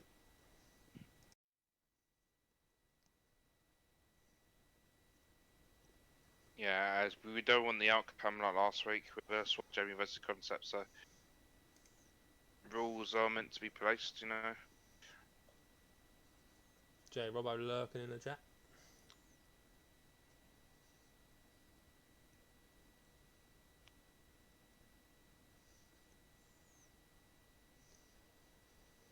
So just a minute before these can go, gents. We'll close the show.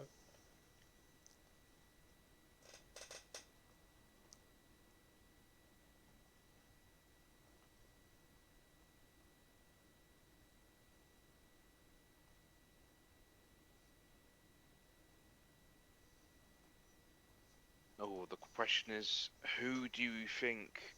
Who do you have on this one? Couldn't tell you, bro. Obviously, my BFAP teammate Dirty Dave is a killer, but Easy Work is good, man. He is good. He's a tough man to put away. So it's going to be a very interesting fight. I'm looking forward to it. They are nearly ready to go. They are indeed lobbied up, waiting to go.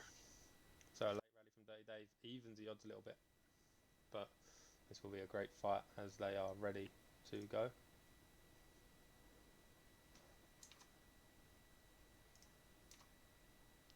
And one of these men as well is going to be your NEC interim champion of the world, and will go up against Driz when he comes back from wherever he's gone. Champs took an holiday. Just a holiday. Champs took a holiday. And they are gone in and ready to go. Yeah, Pick'em sounds about right. Yeah, it does. Anyway, here we go. Easy Work GG versus Dirty Dave for the NEC Interim Championship of the World. Here we go.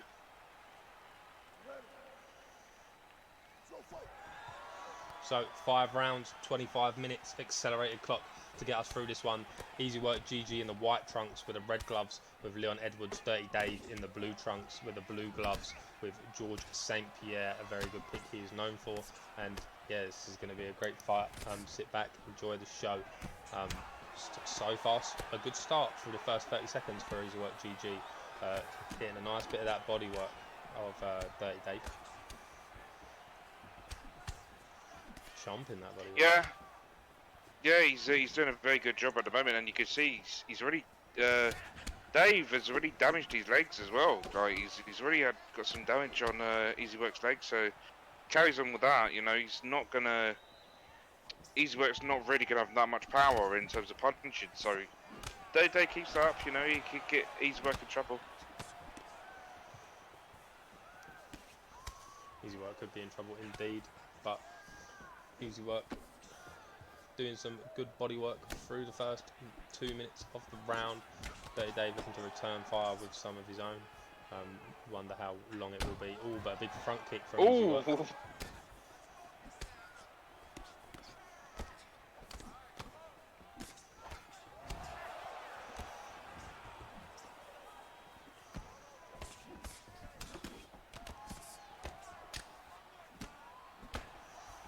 Doing some really good work so far is Easy Work. Leg health looking a little bit shattered for Easy Work. Big uppercut lands there for Dirty Dave. And we know how much Easy Work does like the leg kicks, so it's going to be interesting to see how he defends leg kicks. Oh, but another big uppercut. Keeps catching him as he reaches down to the body. Takedown for Dirty Dave. Quick single, gets it. And this is going to be the tale of the fight. Can Easy Work get back up to his feet from here? I believe Dirty Dave does keep it here and does accumulate a lot of total strikes in this position. Could well take the round. Sprawl doesn't get it. Dirty Dave wise to it. Will posture maybe and get a free transition. Won't go for it. Passes to mount. Interesting. Dirty Dave has a good mount in this position. Postures.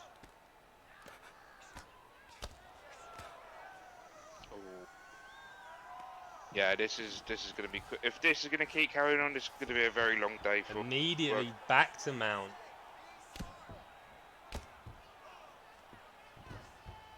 Yeah, this is going to be a very long. Oh, some nice ground and pound defense. Does manage to get back into half guard.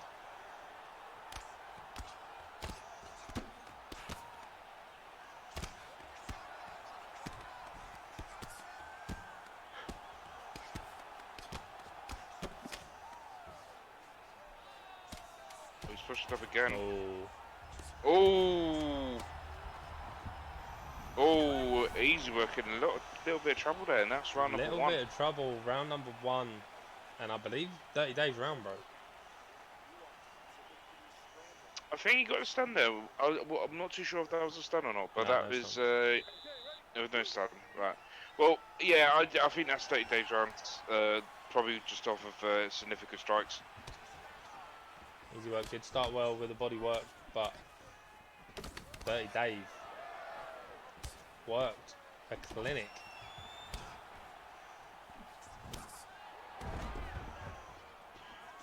But this is what Dirty Dave does best, you know. He's a grinder, you know. He grinds you down until like you can't, you know, like you ain't got that much, you know, health. And this is what he's doing right now. He's not rushing it. He's literally he's just doing the shots, you know, as best he can. I mean, just wonderful work here from Dirty Dave. Oh, and a big rock from Dave into the spear. And you love And to see there that. we go. And that is what you call a Dirty Dave special.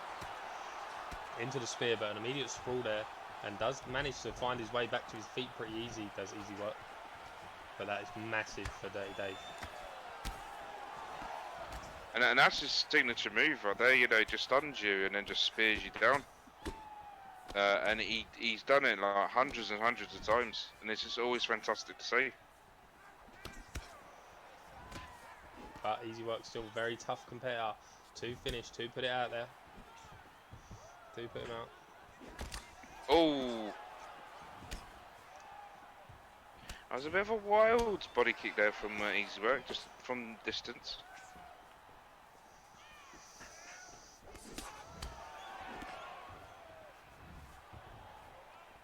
Good to see Easy said Work's he's- internet improved. And so Easy Work is a very dangerous but competitor. big Like rock. that, for example. Oh, and Dave lunged into that hook. Could have been a different towel there if he lunged the wrong way. Yeah, that could have been very, very dangerous. You know, that could have been like down there. But yeah, Dave was very, very fortunate there. Some nice work coming off from Easy. But now, as I say, he's a very dangerous fighter. You know, he can catch literally, sure, just like a one kick. That's what Easy Work does. Oh! And the man that is built for ankle picking gets the ankle pick. I don't know if you saw that, but Easy Work went for a knee there as soon as he took it down. If that landed, that could have been a different story. Dave will take this full damage.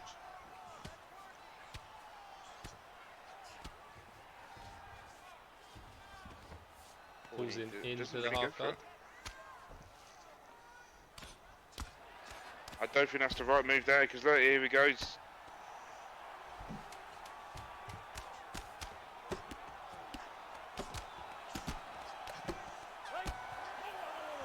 And that is round number 2. I think out of that situation, I definitely think Easy Work should have took the small damage. Obviously, he's got more body damage than Dave, so I probably would have taken the small damage there. But yeah, round number 2. Who do you have in that one? I got Dirty Dave 2 up, bro. Dirty Dave 2 now, yeah, but very narrowly, I'd say 2-0 to Dirty Dave. Yeah, I'd say that rock into the spear and then that.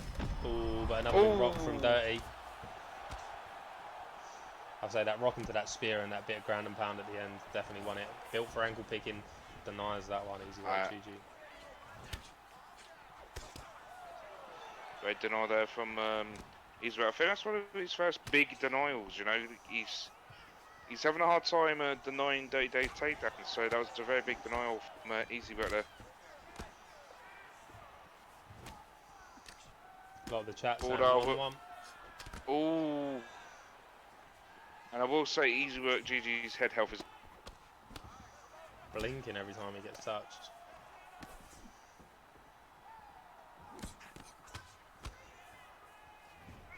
I believe though, gents, we still may be a long way from finishing this one, lads.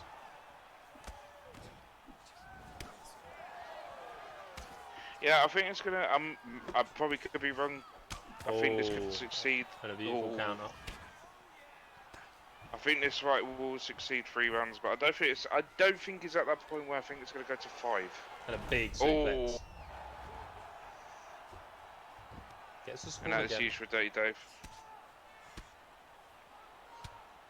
Is he gonna get him out of the cage? Yes, he does.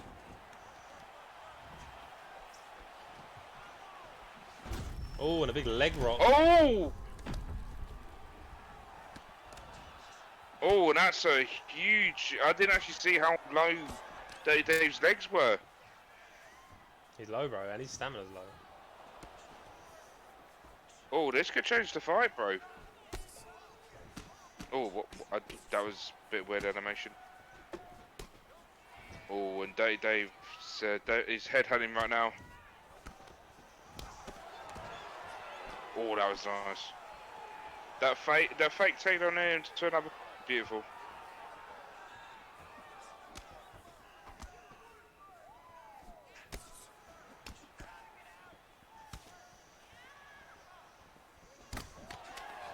Oh, and a big drop. Oh, Walks into feet on hips. No denial. Easy work back to his feet. huge knockdown there for Dirty Dave. Dirty Dave's stamina slowly leaving him in that octagon. I don't know, bro. I think he's 3-0 up. Chat's saying 1-1, but I think 2-0, yeah, and I think third round, this round is as well. Oh.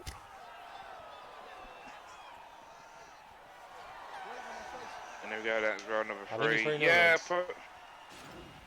I think that knockdown's going to make it 3-0. Maybe very slightly, maybe if it was round 2, win as it is, probably like a 2-1. Oh, and another rock from Dirty. Young Poe weren't far off his 50-45 prediction. I mean, it's possible. As I said, it could be possible. Big Nile from Easy Work. But Dirty Dave's stamina still leaving him. Easy Work getting a bit greasy with it.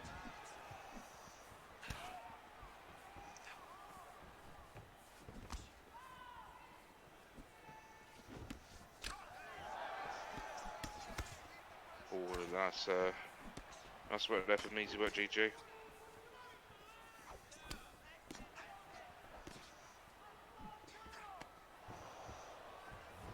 Oh, and that was beautiful. And that could be it. Oh, this could be it. Oh, he doesn't get the top man. Oh, and a nice hit again. Oh, that's it. Yeah, It's over. It's over. Ooh, top man. It's over. Yeah, it's over. Dirty Dave gets it done. Beautiful And there he performance. goes. Your new interim champion of the world, and his name is Dirty Dave. Dirty Dave holds gold. Second BFAT member to do so. Beautiful performance. Yeah, big shout out to all the viewers. 122 viewers in here. Big shout out to you all. If you could leave a follow, I'd appreciate it. Great fight between these two gentlemen. If we could see the scorecards. Yeah,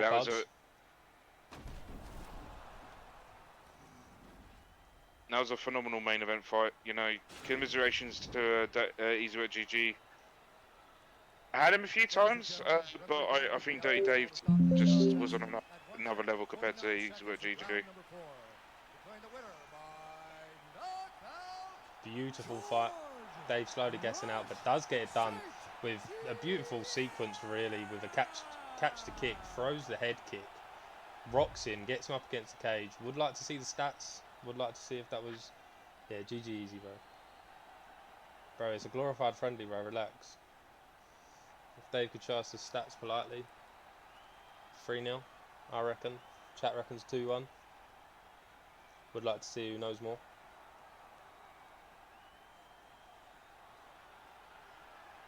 Would like to see who knows more. Yeah, it's a very reluctant, probably 3-0. I'd say, you know, could be 2-1. It could be 2-1, but I think it was definitely 3-0. Come on, Dave. Show us the stats, boy. Yeah, ban him, bro. Mute him. They won a glorified friendly, bro. And they got lucky as well. What's the stats? I don't think you did win the second.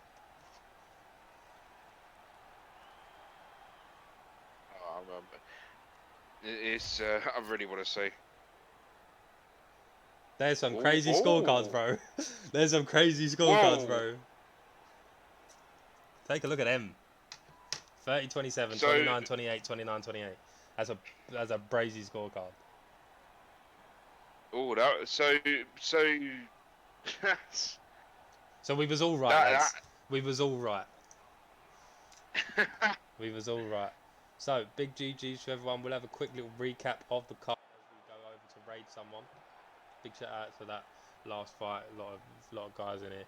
So, as a quick run through, we had Anime Expert versus the Mac. Mac does get that one in what I would say was an absolute robbery, but a good fight. Evo Panda versus Goody MMA. Evo Panda with a spectacular knockout, contender of knockout of the season. Pudgy versus HX. Pudgy does get that one done. Mark Jeff versus King bowled Mark Jeff with a great performance there this evening. God ate my pig versus Dizinho. Dizinho in an absolutely classic fight between them two. Dizinho gets that one done.